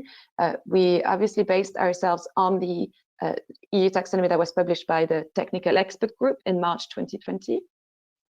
75% of those case studies are based in the EU, 25% are banking products that finance non-EU companies or assets, and we have from the banks an early assessment of their use cases and case studies alignment with the EU taxonomy. On the next slide, please. Of the 8 high-level recommendations, they are split among 3 stakeholders. The first are legislators and regulators, and so the 5 first recommendations are for them. The first includes to take account of the specificities of core banking products, which may limit a full application of the EU taxonomy, and then we'll talk about this in a moment. It's mostly about general lending, SME lending, the difficulties of applying that to general purpose lending. Recommendation number 2, it's about consistency and comparability of the criteria between the EU taxonomy and other applicable legislation or regulations, including at national level. Recommendation 3 include to seek global alignment of taxonomy, facilitate international data collection, and provide comparability mechanisms of applicability of the EU taxonomy beyond EU borders, so that's the international applicability of the taxonomy. The 4th considers timing mismatch between when corporates are going to start disclosing data and when banks are going to have to disclose against the taxonomy themselves. The 5th recommendation is about the facilitation and the collection of handling of data through the development of tools to facilitate the application of the EU taxonomy, and most importantly, to systematize the data internally. The recommendation 6 is to owners of standards and frameworks, so to clarify their alignment with the EU taxonomy that will facilitate the bank's work greatly. And the last 2 recommendations apply to banks themselves. The first is about banks themselves starting data collection for taxonomy relevant information as part of new origination on a best effort basis. And the last recommendation, banks are, as part of this working group, they are ready to start the next phase, and they will devise industry guidelines for the implementation of the taxonomy at product levels in conjunction with relevant industry bodies, including the Commission and the supervisors. With this, the panel is focusing today specifically on the applicability of the EU taxonomy to retail and SMEs. They present specific interests and challenges, notably because they make the bulk of the EU taxonomy and bank financing loan portfolios. Second, because they present a high level of granularity, and that's something that the banks need to take into account as the taxonomy is based on economic activities. The third is that SMEs are not under the scope of the non-financial reporting directive, so they don't report data on their sustainability performance through the main regulatory channels. And fourth, yet they may form part of what banks will need to disclose as part of the taxonomy regulation on Article 8 to calculate the so-called green asset ratios of their lending books. And so it's very important as we start the session today that we understand the importance of and the stakes of banks understanding how to apply the taxonomy to retail and SME lending. I will now invite the panelists to join me. If you can turn on your cameras, please. So good afternoon, everyone. Thank you for being with us. We have with us today Véronique Ormezzano. Véronique is Head of Group Regulatory Affairs at BNP Paribas. We also have Laura Canas da Costa, who's VP Sustainability and Public Policy at Credit Suisse. We have Stefan Götzinger, who's Vice President for Structured Trade and Export Finance at Deutsche Bank. And we have Peter Covelier, who's Business Development Manager at the European Investment Fund.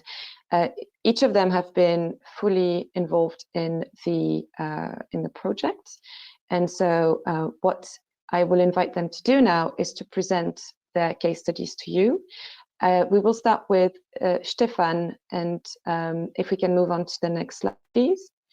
If everybody else other than Stefan could turn their video off while Stefan is speaking, and then next I will call on for Véronique to join us. Thank you. Stefan, the floor is yours. Thanks, Elodie, and good afternoon to all of you out there. I'm very happy to be able to be part of this panel, and of course that we were able to contribute to this important project and support basically the EU taxonomy and the implementation. And I will give you a quick overview on what case study we submitted to the project and we worked on. And you can see it on the slide now. So the basis for our case study was to address a few dimensions. So first of all, we said we wanted to address the topic of non-funded trade finance business, so means guarantee business, which is very important to facilitate international trade. and we wanted to choose also client which is in the manufacturing space, because we have a lot of mid-sized corporates in our home market, both Germany but also Europe, which are in the manufacturing space. And so it was important to see how the EU taxonomy can be applied to guarantee facilities. So our client, and just to be clear, this is a fictitious client, so not a real one, but this case could happen in practice very well. So it's a German SME client with manufacturing subsidiaries also in China and in the US. And this client manufactures specialized conveyor belt technology without any inherent climate change adaptation or mitigation related characteristics. So that means this client supplies into wider projects which cannot be assigned per se to a certain sector and helps to realize projects in various sectors. So the product we are looking at and the project, so the product is a guarantee facility with a tenor of 5 years, which can be drawn and redrawn for any guarantee which comes up. And each transaction or each guarantee under this facility will be tested on the contribution to climate change mitigation. And for the purpose of the case study, we came up with 8 guarantees which are booked into this facility in various sectors. And you can see that these 8 guarantees are in various industries such as utilities, recycling, transportation, cement, iron and steel, utilities and mining, because these are all sectors where conveyor technology can be used and will be used. And out of these 8 guarantees, we found that only basically 4 are covered by the taxonomy. So this is a mechanical recycling facility for paper waste. It's a construction of a cement plant, a recycling facility for plastic waste, and a modernization of a steel plant. So this is all covered under the taxonomy. 4 other guarantees, unfortunately, were not covered or not covered yet, probably, by the EU taxonomy. So we could not consider them as being compliant to the taxonomy. So out of the 4 projects which are covered by the taxonomy, we found that only one is compliant. So that's the mechanical recycling facilities to sort and reuse plastic waste, because this is per se covered by the taxonomy, the mechanical recycling of plastic waste. And for 2 others, the mechanical recycling facility for paper waste, we made a question mark, as well as for the construction of a cement plant, just for the reason that there are technical thresholds in the EU taxonomy, and you need quite some data to verify whether this complies with the EU taxonomy. So there further, let's say, investigation would have been necessary. So last but not least, the modernization of a steel plant. We said this is in the taxonomy. However, it's very unlikely that the modernization of a steel plant will meet the taxonomy thresholds. And so the outcome was that this one will not be compliant to the taxonomy. And with this, I would hand over back to Elodie.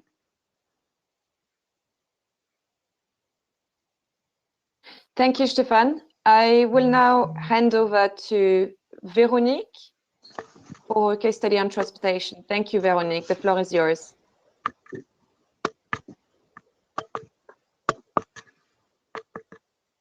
Véronique, I can't hear you, so check that you're unmuted. Yes, can you hear me now? Sorry. Excellent. Thank you. So I was saying I'm really happy to be part of this panel after long months of work together with this group of banks who worked hard to test a number of products. The case I'll be presenting today is that BNP Paribas has contributed to the report. And it's we selected it because we talked with our network in France, and they selected a company that they were really enthusiastic about in terms of their capacity to meet the taxonomy. So we selected, I would say, an easy case. This is a family-owned SME, very typical, very well established, created more than 100 years ago, and is specialized in the transportation of liquid food. This includes milk, juices, and even wine. Being a French company, you will understand why this was selected by our bankers. This company is very committed to quality, very committed to food safety. Obviously, they have a very important responsibility to deliver safe food to their clients. They transport also a lot of organic food, and this is one of their strategic development business plans. So they were quite excited about the idea of being selected as part of this study. They have a specific solid environmental approach. They do monitor already their fuel consumption, the fuel consumption of their trucks. They are careful about selecting tires that are economical. They are training their drivers. This is very important to minimize the consumption of fuel by so-called eco-driving. They optimize travel plans, and they also develop some road-rail transfer to minimize the transportation by road. So they are a company very highly motivated, I would say, to contribute to the transition, although they are in a sector which is transportation, which is in itself not really green. So we wanted to test this situation, especially given we were given the business opportunity by this company to finance a loan that would finance one step further into their energy transition, which was the investment in 4 bioethanol trucks, 1 diesel, because they figured that they should need still to have a mix of various energies, and 5 semi-trailers to be attached to those trucks. So that's the case study. Can we move to the next page, please? So what has been the process that we followed? So this company is not in climate adaptation, but climate mitigation category of the taxonomy. We selected the economic activity. It is part of the taxonomy. Transport and storage, NACE code level 4, freight transportation by road, all fine. Then there are 3 steps. I think if you've heard the previous panels, you're well familiar now with those steps. Technical screening criteria first. There we assumed that this criteria would be met by looking at the specific regulation in the EU on heavy-duty CO2. This was a regulation on which we, and even less so the banker on the ground, was familiar with. It's a sectorial regulation in the EU, which by which, of course, bioethanol would qualify in terms of the technical thresholds. So that was I would say, the easy part, apart from discovering this new regulation that we have to take into account. Then we moved to the do not significantly harm. This was clearly much more difficult because we had to refer to multiple EU regulations that are referenced in the DNSH process. The first one is on pollution, and the second, most important, is on circular economy. On pollution, we were a bit stuck due to the criteria that apply to tires. And unfortunately, of course, the trucks, they do have a great engine with bioethanol, but they also have tires to run, right? So the tires were not so easy due to abrasion criteria. Methods were not very clear. You have to assess the sound level of the motor, which frankly the company was unable to give us any information on yet. Tire noise and so on. So finally, we put it in amber because we were a bit uncertain, even actually inclined to consider that the tire characteristics would not qualify. And then we moved to the minimum social standards. And as was discussed in the previous panel as well, we assumed those minimum social standards to be met. on the basis that all EU companies are supposed to meet the laws, the social laws that apply to them. And so we didn't do any specific due diligence on this company. So that was quite an intense process, much more intrusive, I would say, with the company than what we had anticipated. And we finally concluded that I would say even in a simple case where this loan had specific use of proceeds, those use of proceeds were clearly, I would say, aligned in the transition pathway of the company being bioethanol trucks. It would not be that easy to qualify them as taxonomy aligned. With this, I will hand over to Elodie. Thank you. This is very comprehensive as well. Thank you very much, Véronique. I will call now on to Laura. Yes, please, Laura, if you can go through your case study on mortgages. Thank you. Hi, Laura. Thanks, Elodie, and hi, everyone out there.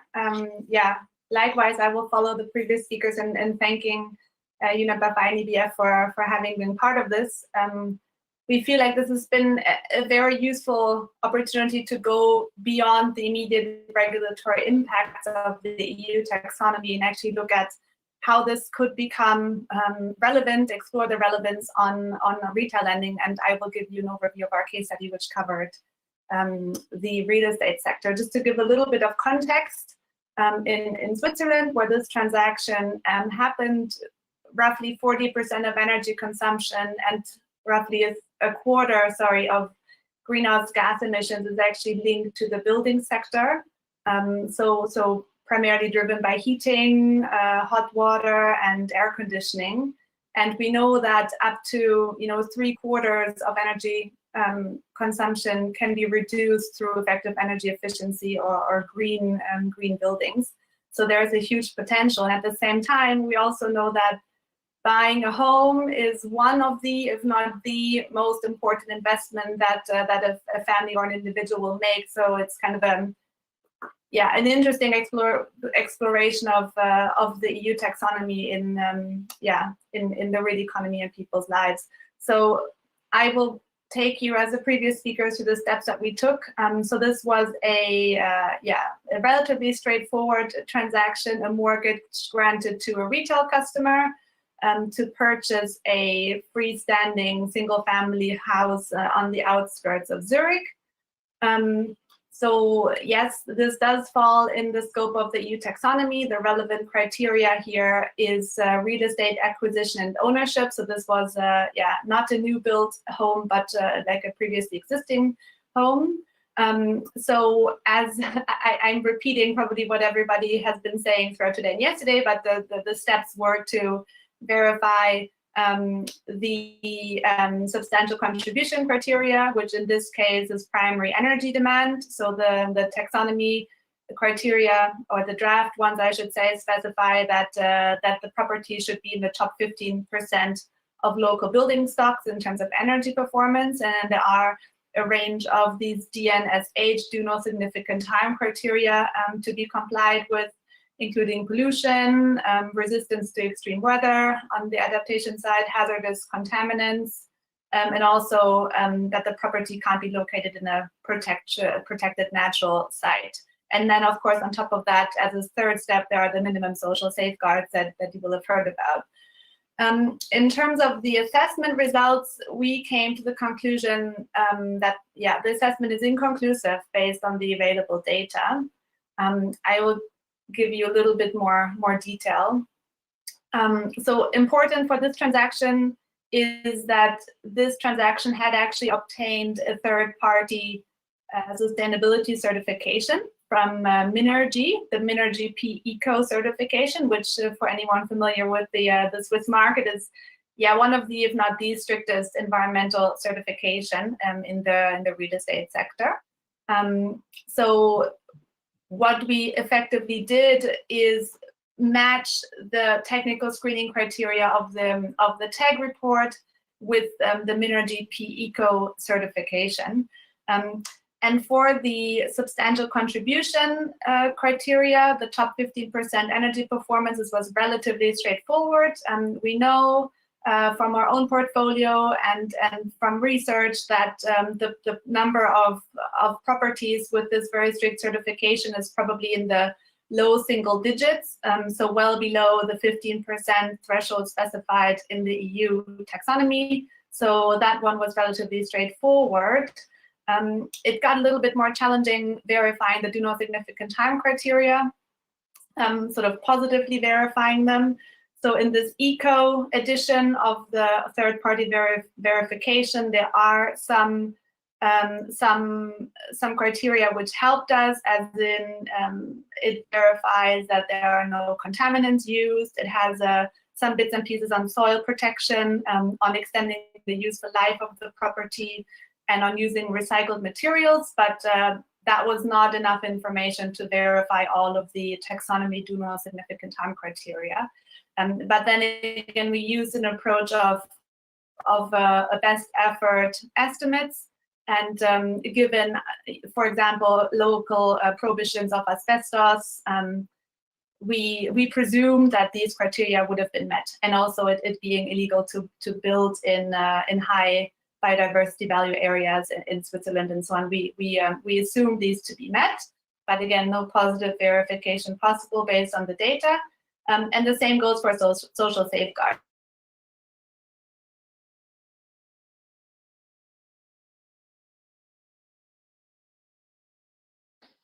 I believe, Laura's, your connection might have dropped. I'll just wait 3 seconds to see if, 5 seconds, see if that comes back.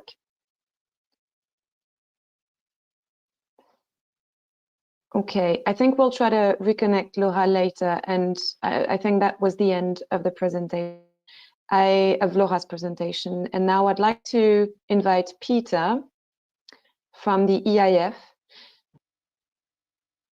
Peter, if you can show your camera and unmute your mic. Hi. And Hello, actually, as hi. I presented you, hi Peter, I presented you earlier before, but I actually forgot to mention an important role for you, which is that you're a member of the EU Platform for Sustainable Finance on top of working at the EIF. And so here's a presentation that is a little bit different from the previous 3 presentations, where the EIF was a member of the working group as an observer. And so here we're looking at the applicability of the EU taxonomy in a slightly different context, in the context of a public institution, in particular the EIB and the EIF. And so thank you very much, Peter, for joining us. The floor is yours. Thank you very much, Elodie. And first of all, congratulations with the report. I mean, fantastic piece of work, and also the banks that participated in this report. So really, thank you very much. It enriches the discussion quite a lot also on the platform side. On the relevant positions I currently hold for this seminar is that, as Elodie already mentioned, I'm member of the platform, mainly on the data and usability section. I'm then working in EIF at the moment, but I'm also part of the group that has led the bank towards the Climate Bank Roadmap, and I will elaborate a little bit on that, because that has already also driven us a little bit to be ahead of the curve on the whole taxonomy application. As for the European Investment Fund, it's a public-private partnership. We also have private banks as shareholders, and we are only working through intermediation. So that's an extra challenge. I think you heard earlier already a presentation of Daniela as such, where she mentioned that for the bank, it's around 30% of their portfolio is intermediated, mainly working with commercial banks. For us, it's 99.9%, let's say. So it's an extremely challenging task for taxonomy-wise. On top of that, our final beneficiaries are all SMEs or smaller mid-caps. So additional challenge on high granularity of portfolios, multi-purpose loans, small loans, etc. We have mainly 2 products, and I'm simplifying here a little bit for the public. One is the equity. So we are investing, we are a fund of funds. So we are investing in around 600 funds European-wide. If you take about 10 companies per fund, then you can add it up. So this is 6,000 around startups or mid-cap companies. And the other part of our business is that we provide guarantees to loans. So these are guarantees to loans that commercial banks have issued and we're working there with around 400 banks. This is rather important because for us, the taxonomy is a very interesting exercise because we see us moving in tandem with these commercial banks. As we are guaranteeing part of their portfolio, we have, of course, all interest that we are fully in sync on how we approach this problem. I think Daniela in earlier session, Ristic, mentioned already that we are working very closely with the bank on the execution or the implementation of the Climate Bank Roadmap, but also the EU Taxonomy. And we are creating all kinds of tools also to help our partners. That means the banks as such, but also funds. We are creating portals together with the bank that we will offer insights. We try to also work around reporting, etc., etc. Next slide, please.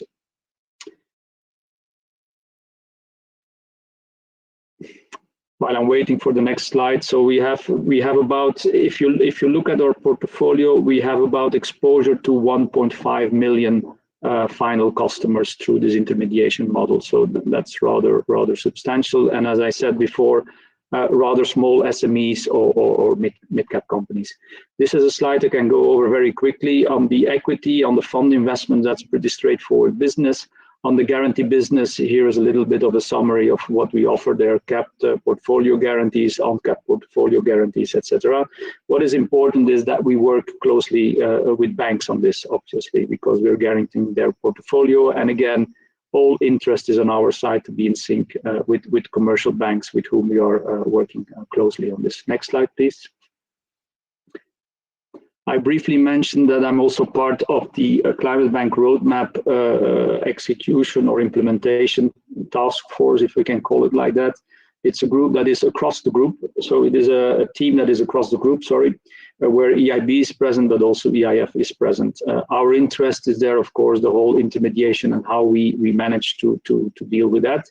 I here actually lined out a little bit our global thinking, and of course there's a lot of granularity of issues that we have around it, and happy to answer that in the Q&A session. So I chose not to go into a specific case study, as this was already highlighted before, but just say, what are we as an organization doing? So in November 2020, we approved that actually the bank would be a Climate Bank Roadmap implementation agency, and we would be the Climate Bank for Europe. That had a couple of implications. One is, of course, that we would need to increase our lending and our funding towards eligible investments, whatever that means, and I can come back to that later. We would increase that to 50%. So our yearly rollout of investment, which is combined around 70 to 80 billion, substantial, 50% would be eligible for climate action and environmental sustainability. The second part at a higher level commitment was that we would align our financing activities with the principles and goals of the Paris Agreement. Now, we chose actually to, at a high level, to say that all the eligibility, we will follow the taxonomy and the definitions out of the technical working group from taxonomy coming out of there. So the substantial contribution, we would use that as a kind of a guidance towards eligibility of investments.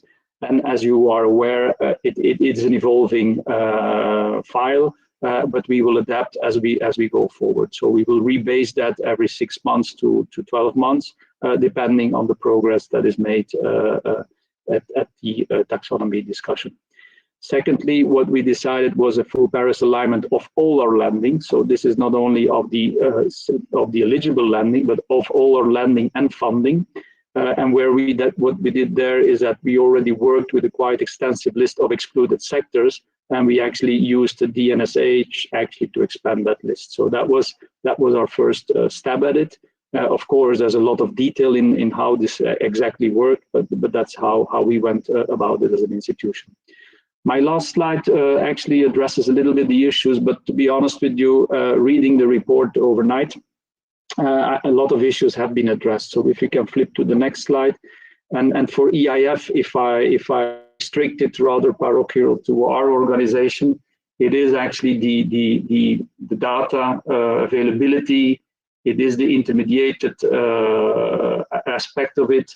It is very often for small and medium-sized companies, they're non-listed entities. It is the the relation between the taxonomy and the EU legislation. I think this was also clearly mentioned in the report. How do we make sure that we tie that in and we use as much as possible what is already in the market? That is not only legislation, but it is also existing proxies, if I can call them like that. It's something we are looking into also at the platform. Are there any proxies out there that we could use for certain compliance, taxonomy compliance tools? And we are listing those up as we speak, and we are seeing how we could tie that in as much as possible from a technical perspective, so that people could use or make use of this available proxies out there, or labels, and of course the tie-in with the legislation. So I just listed here four bullet points, mainly related to intermediation and very small companies or smallish companies, but they have been raised in a wider context as well, and it's just to provoke a bit of discussion in the Q&A session, or details that we could go into much further. Thank you very much, and that's a bit it. Thank you, Peter, and apologies. I think my camera was sort of coming on and off, and so sorry if that disturbed your presentation, but thank you very much. Thank you so much. So indeed, 26 case studies like these have been published in the report. The taxonomy is very much a classification system, right? That is aiming at evaluating the environmental performance of economic activities, of evaluating what is good enough from an environmental perspective. And the first two taxonomies that were published by the technical expert group were on mitigation and adaptation. And so indeed, the case studies that you saw from our three panelists to begin with were focused on mitigation, which is the taxonomy that was the most developed at the time when the exercise took place. Of course, those are being, I mean, the delegated acts on the taxonomy and the different criteria are being established and finalized by the European Commission as we speak. And so all that that you are seeing and the evaluation that has been made and the assessments are based on, again, and I repeat, the TEG report from March 2020. I'd like now to invite everybody else to come back to the floor, please, to the panel, and we'll start a discussion around the sort of the lessons learned from those case studies as a group. We spent quite a lot of time with the other banks, so the 26 banks in total, discussing the benefits and the challenges and what are the solutions that banks could do for themselves and propose to the regulators and other stakeholders. So I'd like to start the conversation around the benefits in terms of what has been for each of the banks the plus. I mean, the taxonomy brought to your sustainability toolkit and in terms of how you're evaluating your business. I'd like to perhaps start with, in order of the presentation, with Stefan. Yes, very happy to start, thanks.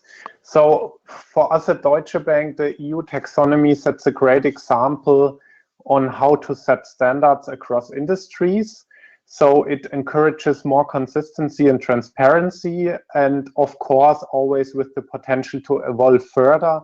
But we feel that it is a great framework to start with, and also avoid greenwashing. And the benefits, of course, of the case studies is that we could gain practical experience on how to use it, also for products which are not mandatory under the EU taxonomy to apply it to, and exchange views across the industry. And this is very important for us, because we implemented the EU taxonomy in a draft form already in our sustainable finance framework at Deutsche Bank. So we are already applying the EU taxonomy on a best effort basis in our sustainable finance framework. So for us, it's very important to support evolving it further and especially gain experience in the practical application. Thanks. Thanks, Stefan. And Véronique, what was the experience at BNP Paribas? I think the benefit of this exercise was quite significant at all levels within the bank. Throughout the 5 case studies that we contributed, we, I would say, had the opportunity to raise the awareness on what is the taxonomy in details of quite a number of business lines and bankers. Obviously, a small sample of at the scale of the bank as a whole, but it was quite an interesting discussion. And frankly, I would encourage all the audience to engage in similar exercises in the future, because sometimes a lot of people are actually looking at the taxonomy from the outside, I would say, and it's only when you really dig into it and try to apply that you understand the logic and also the challenges, obviously. But that in itself is a very valuable exercise. It was also an extremely interesting exercise from the point of view of the discussion with the bankers and the clients. Clearly, we want to develop this kind of approach where the bankers need to I would say, encourage and accelerate the transition of their clients. That's the only way to get to the outcome. So that was one example. Again, as I said, it was probably an easy example because the company was already convinced, and if anything, they may have been a little bit disappointed to see that their very nice project of investing in bioethanol trucks, which might maybe have been financed by the EIF or EIB through a portfolio of SME loans, by the way, was finally not so easy to demonstrate. But that was a very, as somebody said before, we are at the beginning of the journey, and we look forward to continue to dig into it. Yep. Thank you, Veronique. And Laura, just make sure you're back with us. Yeah, okay, I can see you move. Great. So what were the benefits? I mean, the pluses on when you went through the mortgage case study at Credit Suisse. Yeah, I mean, I absolutely share the feedback that Stefan and Veronique already provided. I think I can second those. On top of that, it was quite a fascinating exercise also in terms of reviewing, the data that we actually have, and also explore the future data needs and make sure that, we begin to think about how to systematically collect the data we might need in future, mainly at the very least data on these third-party verifications, and how we can also integrate these from an IT perspective. I think that's just to add on what was already said. Okay, thank you, Laura. Peter, maybe can I ask about maybe not so much about the the benefits of the taxonomy from the EIB perspective, but rather in terms of the EIB and the EIF participating in this working group, the benefits of banks using the taxonomy as your counterparties in the process. Yes, I mean, for us, the exercise is the same and the benefits are the same as what was addressed before, so I won't rehearse that. For us specifically, what is very, very interesting is that we as a public policy bank and fund as such, even if we are partially privately owned, this exercise helps us a lot. I mean, because we get a bit of a standardization, a bit of transparency, and as you could see in one of my slides, we are using also the taxonomy definitions, etc., internally to identify and make investments eligible. So it gives a whole credibility to the process that is a rather objective credibility. That's a big benefit from us. Of course, as you know, we are involved very heavily in the whole platform as such, or in the taxonomy platform, if I can call it like that, in different working groups, not only the one where I'm in. So we're feeding that directly into our system as it goes, if I can say that. The second thing is, of course, that it would, as I explained to you, one of the products that we have, and a big product, is guarantees to banks. So if we can engage with commercial banks through this exercise and we can align ourselves, it makes our lives much, much easier, because we don't need to come with separate standards, with separate things which come out of the blue. This will be a full alignment at European level, and this is an extremely, extremely high benefit for us. So it avoids us to going into whole exercise of eligibility, etc. with them. It is an open and transparent process. The third part that is very interesting, and I don't know if how the commercial banks are dealing with that. ESG has been has been there for a longer while, I would say, than the taxonomy, and people are gearing up to this. We are actually using the taxonomy and the discussion that is going on to beef up our E site, hopefully also the S site soon, but it is actually feeding into that process, and it gives a bit more of a standardization. I mean, as we all are aware, the ESG exercise is not a uniform exercise. There is a little bit more of different approaches there, and it actually helps us to standardize it a little bit better and actually increase the credibility of the process. So we are using that input from the taxonomy platforms also to beef up our ESG exercise, mainly the E and the S, probably a bit later. Does that answer your question, Elodie? Thank you, Peter. That was a very comprehensive answer. No, thank you. So I mean, indeed, the purpose of this project and what the report is showing is that there is, I think, consensus, at least from the 26 major banks that participated in this effort, that the taxonomy brings benefit to the banks themselves and in relation to their clients. So we heard the benefits around a homogeneous and rigorous evaluation of clients' environmental performance. I heard reducing greenwashing. I heard increasing potential business opportunities. And I think, Peter, from you also, I heard increase the credibility of the sustainability process and strengthen, in particular, the environmental aspects of the evaluation. Indeed, the taxonomy right now is focused on environmental sustainability, but as we know, the platform has a mandate from the Commission to also look into other themes, including the social themes and what substantial contribution to a social issue could be like. And so there's the expectation that not only is it going to go from mitigation adaptation to the other environmental objectives, but also that it's going to be including more things. Now, I mean, the results of all those case studies together showed that none of the case studies that we've published are strictly aligned.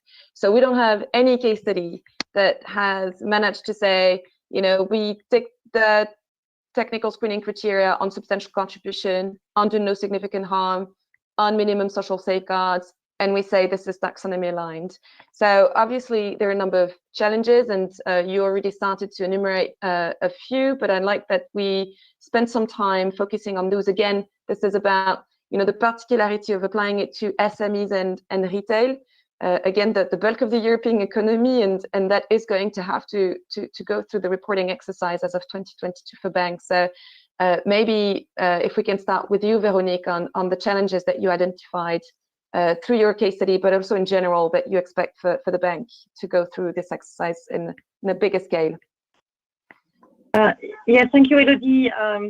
Clearly, the challenges have been are kind of similar to for SMEs and for other corporates, I would say, but they are even worsened by the issue of the capacity of the SMEs to have access to the data or have the expertise and the resources to spend the time to go through this exercise, which is quite complex. So producing the data necessary to inform the bank on the technical screening criteria, on the do not significant harm criteria, and on the minimum social safeguards is requiring a lot of time on top of the, I would say, traditional financial due diligence that, of course, we have to do and we continue to do. So it's as much as as I would say, the financial criteria are very familiar to everybody, both the bankers and the clients.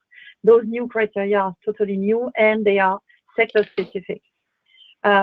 Which leads to the second point, which is that often the client is actually conforming its activity with any sort of certificates or labels that are relevant for its own products. But unfortunately, those labels and certificates were created sometimes by the EU, but mostly likely through directives, not necessarily consistently transposed at the national level. And in any case, not related to the EU taxonomy, because many of them were developed before. So unfortunately, we cannot use those certificates, which in good faith, the client would show as a proof that their product is aligned. We cannot use them given the much higher degree of requirements, if you like, of the taxonomy. So at the end, even for loans with identified use of proceeds, which was this case study that I presented, but that actually represents a minority of the financing of SMEs. Most of it is just financing working capital or trade finance like Deutsche Bank presented, or any other facility which can be used for any purpose in the financing of the SME. Even with for an investment loan like this one, the complexity makes the process extremely manual, with a high workload for the SME and very poor scalability. I will stop there, and then maybe we'll talk about recommendations at the next round. Thank you. Thanks, Veronique. Indeed. Stefan, if you'd like to go through those challenges that you've identified, as I am assuming some overlap also with what Veronique said, but specifically to yours, please.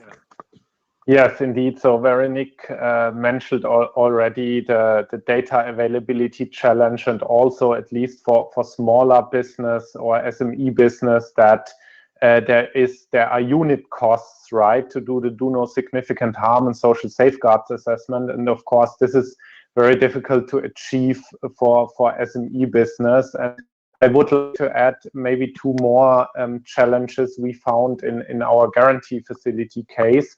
So the first one is that we see that our clients in the manufacturing industry, they support a lot of other industries out there, and their activities thus would be seen as enabling activities. And what we see in the EU taxonomy is that the enabling activities in the manufacturing sector have quite a narrow scope. So for some industries, it's very difficult to get it classified under the EU taxonomy. Another point is that, especially in guarantee business, so we as a bank are usually supporting the exporters with guarantees, which then deliver goods into wider projects, also often in emerging markets outside the European Union. And so, of course, they are not bound to these European Union requirements. So first of all, it's very difficult to get the data.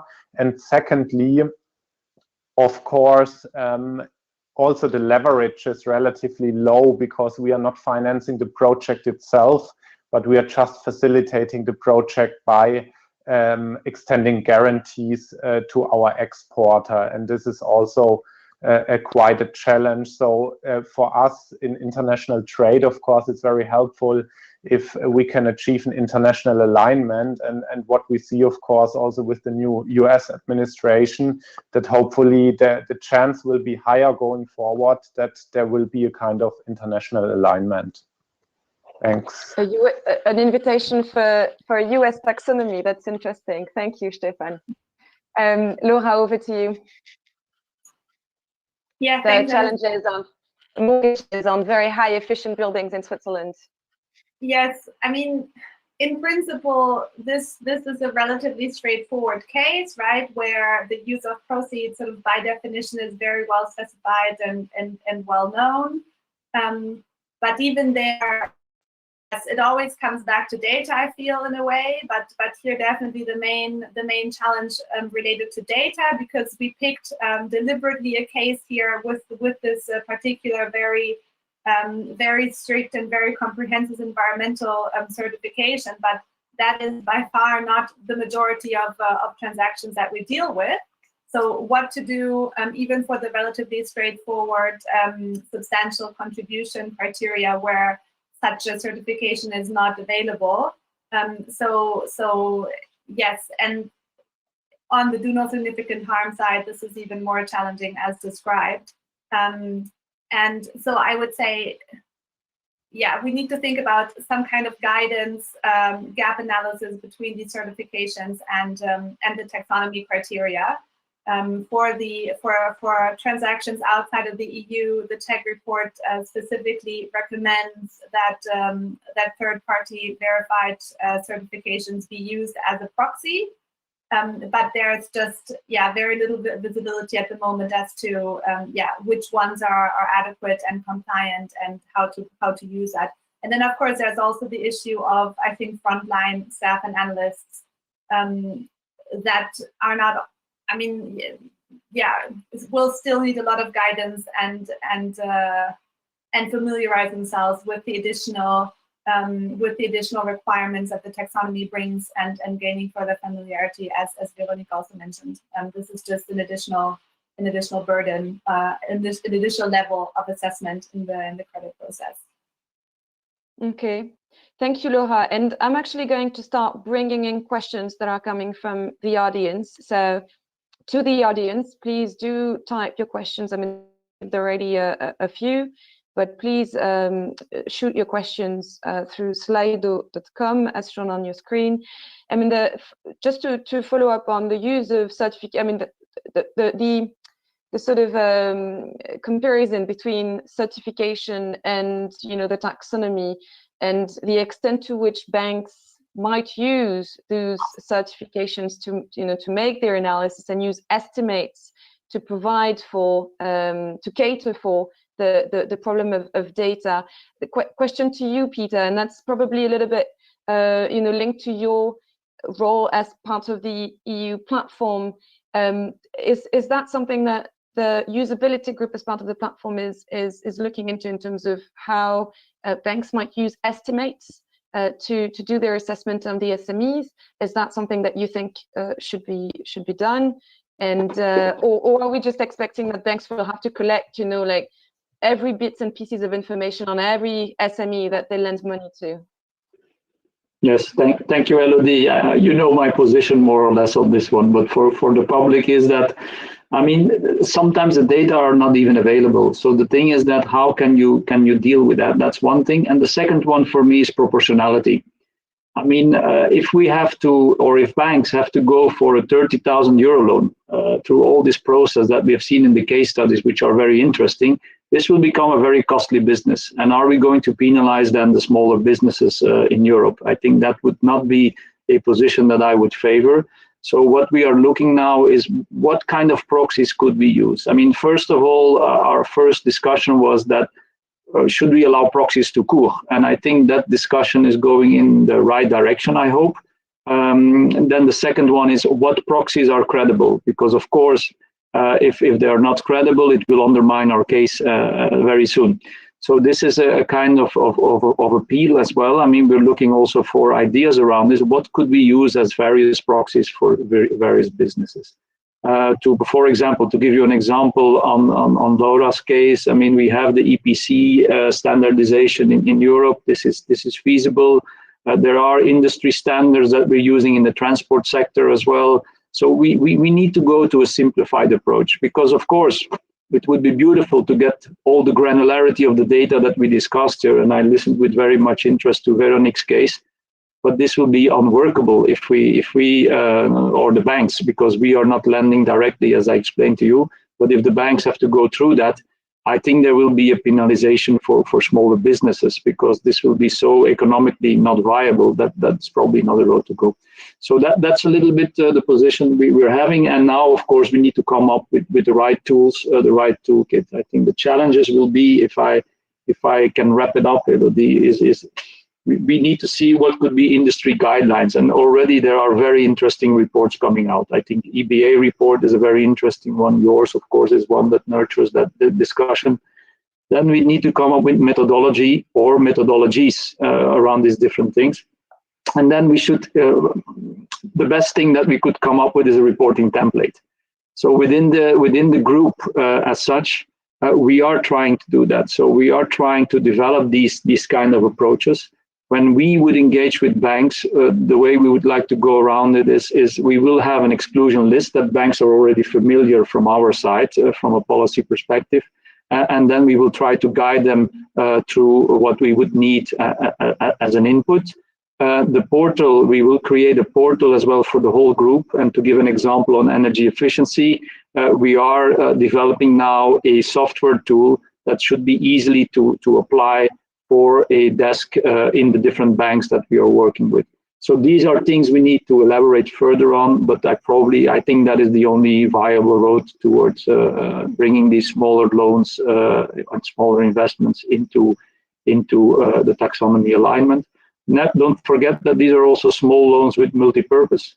So you have a 50,000 euro loan, 5,000 is for the LED lamping, 5,000 is for the production line, 5,000 is for a kettle. this is of course not feasible to follow that up in detail with all the details that are required for bigger projects and for bigger companies. Mm-hmm. Thank you. Veronique, would you like to build on that in terms of, do you see this as a feasible way forward to look into using assessments, proxies for SMEs? I think this is something that would probably, would that help in your case, for example, to make that evaluation? Yes, maybe just stepping back, we need to remember that initially the taxonomy was designed by and for asset managers and investors more than banks. So I think one of the benefits of this report is that it is the first time that quite a large number of banks are sitting around the table and confronting, I would say, their day-to-day reality with this taxonomy, in which, frankly, banks had very little input. I'm sorry to be a bit critical, but that was the way that it was initially built and that the tag worked. So now we are facing this situation. The first mistake that should be avoided, I would say, would be to make the information mandatory, for example, through an excessive expansion of the NFRD. You know that there is currently a revision of the non-financial reporting directive. It's very likely, currently it applies to companies above 500 people headcount. It's probably likely that it's going to go down to 250 headcount, which is kind of mid-cap, if you like, large SME, but still not so big company, right? So those people may not have a sustainability dedicated team to answer those questions or to manage that at all. So my first message would be, do not go below 250. This is already a very low threshold, I believe, and it would be a mistake with, I would say, the illusion of making the work of the asset managers and possibly banks easier, because we would get the information from a normal regulatory channel, if you like, but it would be quite painful, I think, for the economy and for the clients. So that would be my first message. Then the other option, if we do not get mandatory information in the public domain, is indeed this idea of proxies. Frankly, I am a bit skeptical on the proxies. It depends which kind of proxies. But when I start hearing about things like, let's use the average for the sector, let's use that number. Frankly, I'm very uncomfortable, because so if it is about considering that a certificate or compliance with the EU regulation is enough, that may be workable, I would say, and credible enough, as Peter was saying. But if it is about taking the average just for the purpose of having, for example, okay, this sector is 10% aligned, let's use 10% of our whole portfolio of this sector and apply 10%, consider that it is taxonomy aligned. This is wrong. This is pure wrong. And the reason why we do not like it is that it does not differentiate between the better and the worst companies in a given sector. And if we start doing this just for the purpose of looking better, with bigger numbers, because frankly, you remember my colleague Karen in the previous panel saying 0% of my portfolio is taxonomy aligned. For BNP Paribas, we may do slightly better, but it will be close to 0 as well. So if the purpose is just to disclose a better number, frankly, we are fooling ourselves. So I think this leads me to another idea, which is what is important is not to finance green, and I will diverge from what Martin Spolk said yesterday. Financing green is not the issue. There is more than enough funds that can fund the green. Everybody is there. What is important is to finance the transition to green. It's to finance the greening. And so what is missing currently, and we really welcome the initiative that the Commission took, I think, last week or 2 weeks ago, to ask the platform to work on to make sure that the transition is I would say, adapted or expanded to include a dimension, a third dimension. I would say today it's flat. We need the 3D taxonomy, so like we need the taxonomy with movement, with the video instead of the picture, and that I think will be absolutely key. That goes beyond the SMEs, because for SMEs the video will be as complex as the photo anyway. But I think this transition is really very important. Mm-hmm. Thank you, Veronique. And maybe Laura, there's a question which is about adapting internal processes to deal with taxonomy compliance and taxonomy assessment. So I think, two questions, one that builds on what Veronique was just saying in terms of enabling clients through the transition and supporting clients, and how the taxonomy might be a tool to support your clients. And we're talking about SMEs here and retail and households in the case of the mortgage case. And second, how do you see this as a challenge or as an opportunity to adapt your internal processes at Credit Suisse?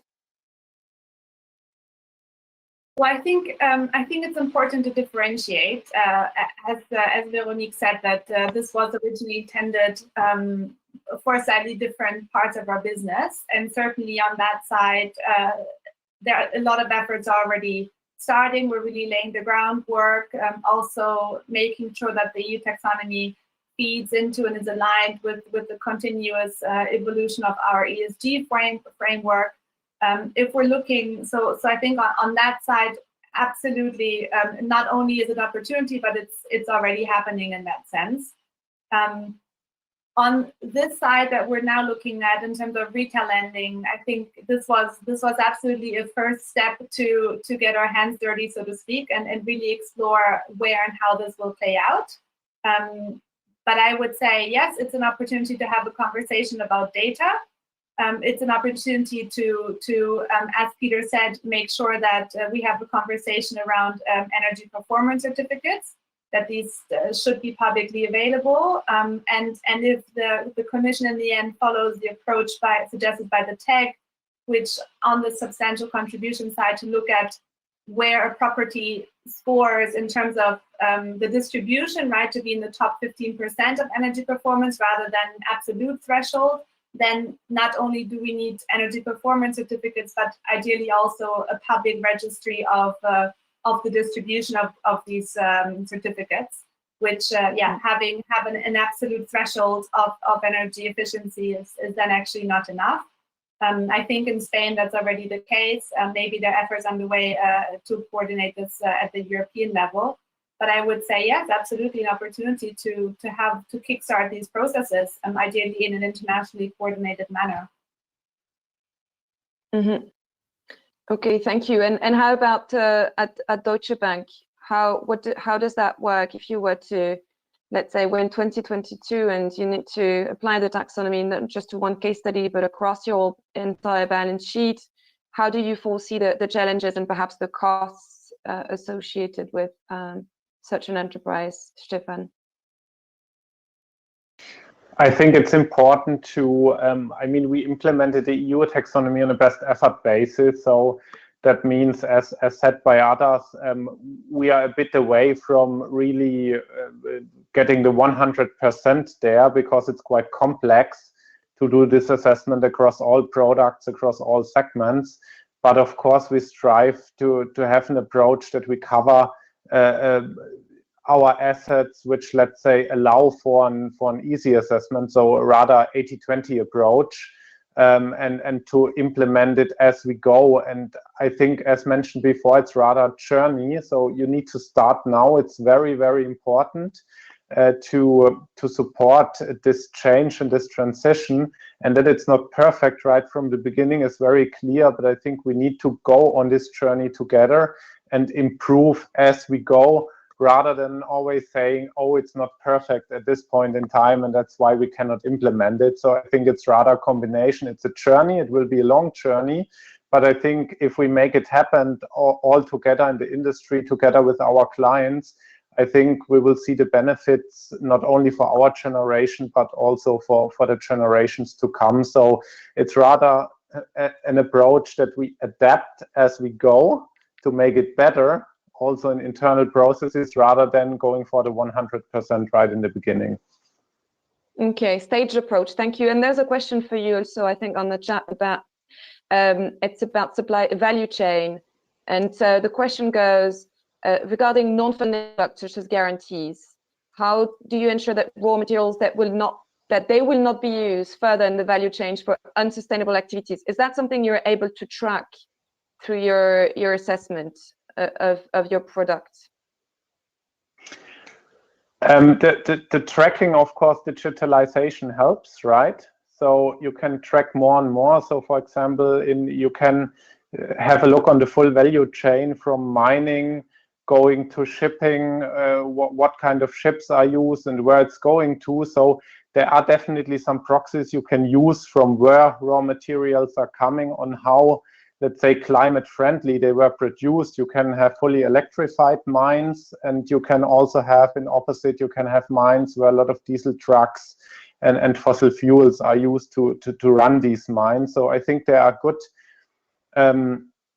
good proxies to use, but this is still a long way to go. But maybe to transfer this question to our case study we had with our conveyor belt technology client, you see that you have to have a deep look and a deep understanding of the business your client does, because, for example, the conveyor belt technology can be used for baggage handling at airports. It can be used to transport coal in a coal-fired power plant, but it can also be used in a recycling plant, for example. And so it's very important to differentiate and try to understand for what purpose the components are used to make a judgment whether you can classify it as sustainable or not. I think that's very important, that you can often, at least in the manufacturing sector and with raw materials, it's probably the same.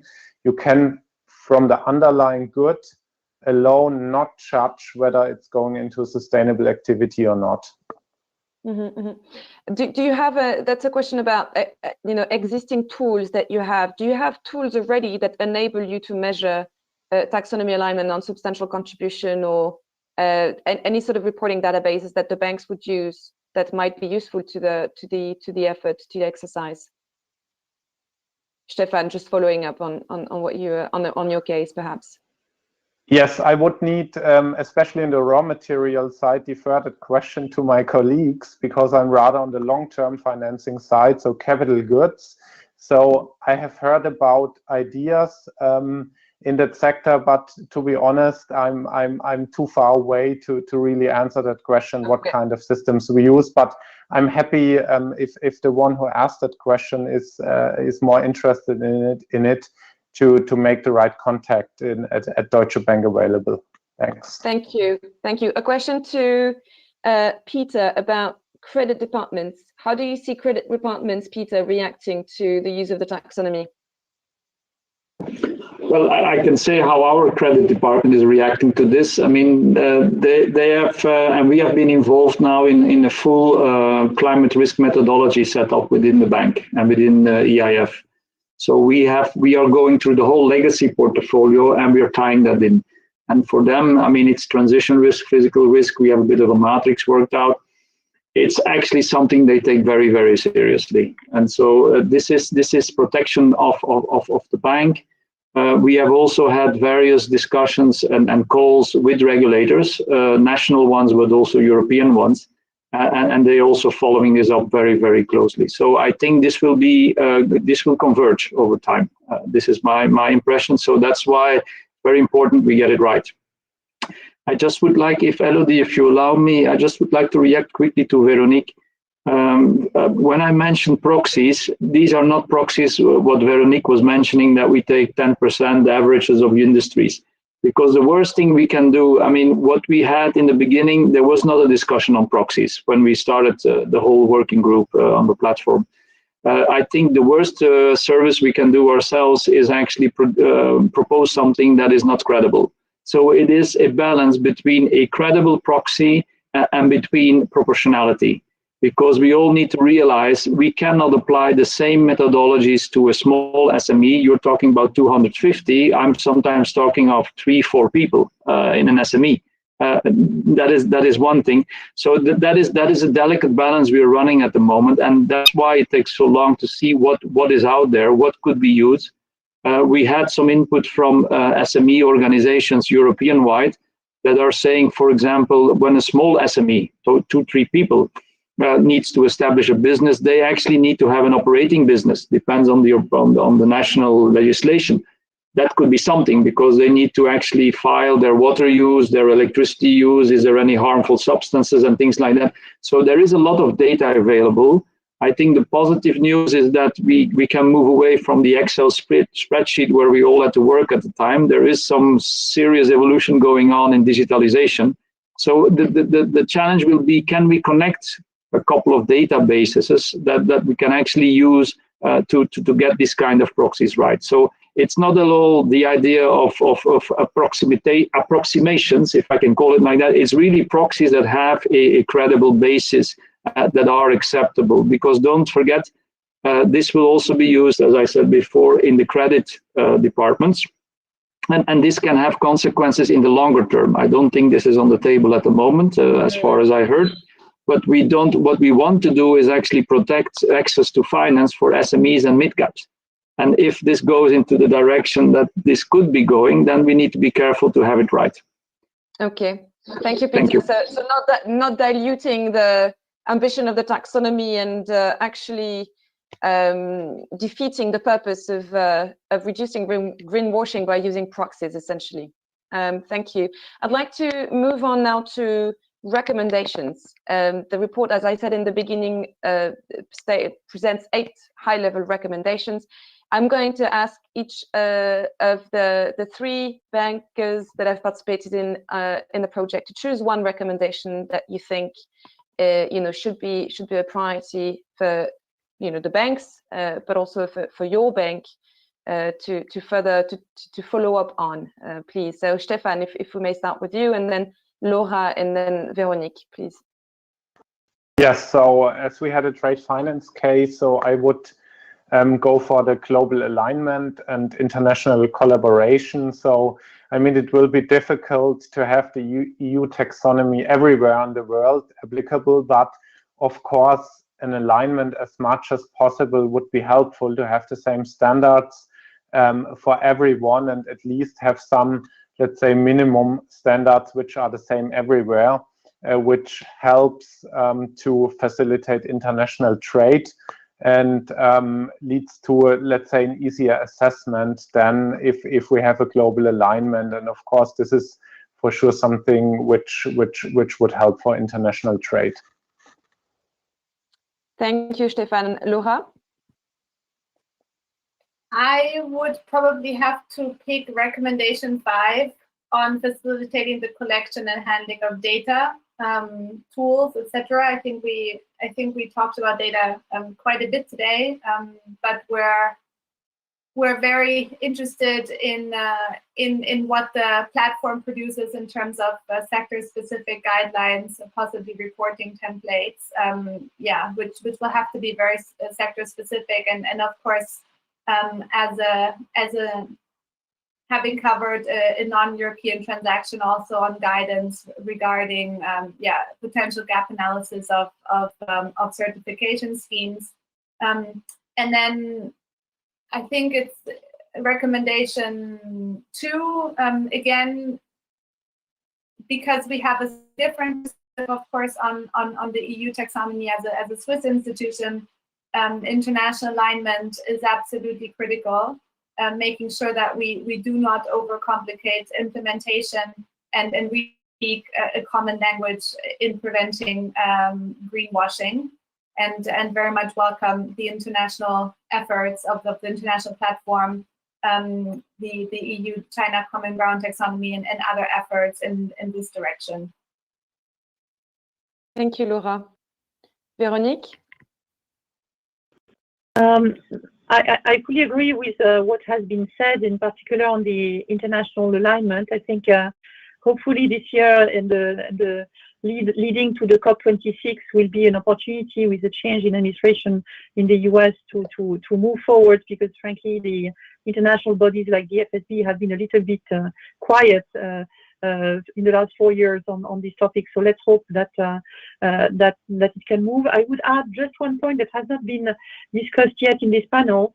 It is the third-party verification. It is quite important that we establish non-financial information at the same level of credibility and quality and reliability as financial information. There are some initiatives at the EFRAG level, at the European level. There are some initiatives at the IFRS level. I think this is quite important because behind all this, efforts that we've been discussing a lot, there is also a liability. if and when we will consider that there is a green SME loan that goes into a portfolio on which EIF is providing a guarantee, and if at the end we realize that, or EIF realizes that the threshold has not been properly measured, it will be a liability for the bank, I think. So it is absolutely important to raise the bar, if you like, also in terms of data quality, and imply the auditors, maybe specialized verifiers that would be specific to ESG data, like non-financial rating agencies possibly, or it's not for me to decide what would be the framework, but I think the governance and the quality of the data is absolutely essential if we want to be comfortable that whenever we will disclose the green asset ratio for BNP Paribas, it's a true figure. And it's not, something that we have cooked in a way which, and frankly, I hope that my earlier comment about proxies was not mistaken by Peter. I think we share this objective of avoiding greenwashing precisely. Yeah, no, absolutely. I think this is clear. Peter, so as a member of the EU platform for sustainable finance, and considering that we're actually both on the usability group, looking at how SME lending might be facilitated for the banks, and in terms of providing guidance, can you just tell us more about the next steps and how this discussion will be integrated and is already being ongoing as part of the platform, please, Peter? Yes, I mean, I think the good news is that your report is very comprehensive, and also, I mean, these four are very, very interesting for us. So the feedback I got here is actually nothing new popped up, if I can say it like that. So these are issues that we are incorporating. We are trying to deal with this. Where we do have openings or gaps at the moment is solutions. I mean, the recommendations, of course, in the report are very well understood and very comprehensive. They go along with what was raised here, but it is a little bit, what are the solutions to this? How should we go for this? And how can we go forward in a credible way for this SME section then, with the proportionality principle in mind, and with a kind of, what kind of systems could we put in place to do that? That's one thing.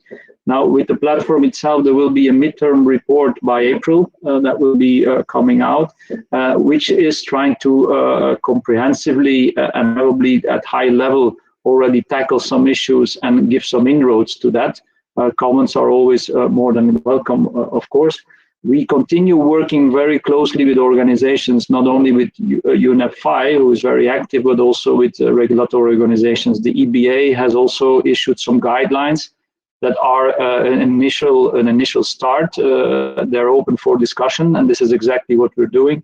So this is we try to pull that in.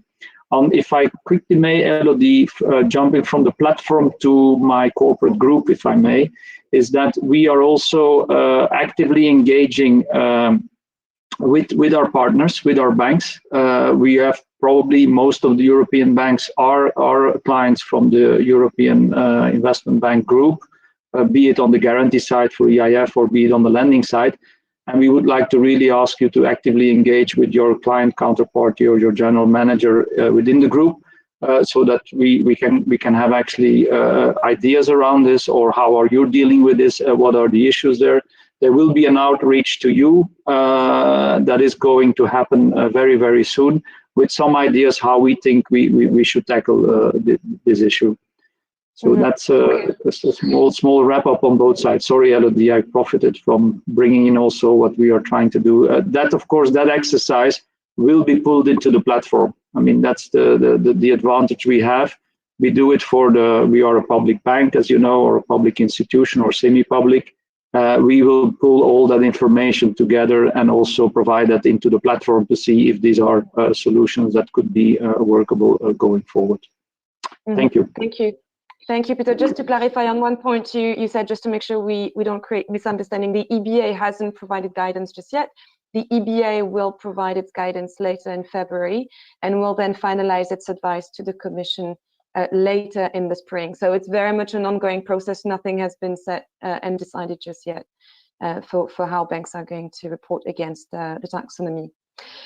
Thank you very much. Veronique, maybe if you can take us through recommendation 8, which is very much what this group is, the working group is going to do next around devising industry guidelines. If you could let us know about what the next stage for this work is. Well, we will obviously at BNP Paribas we have made a decision to continue to work and participate to the phase 2 because, as I said, it's a co-learning exercise and it's really helpful.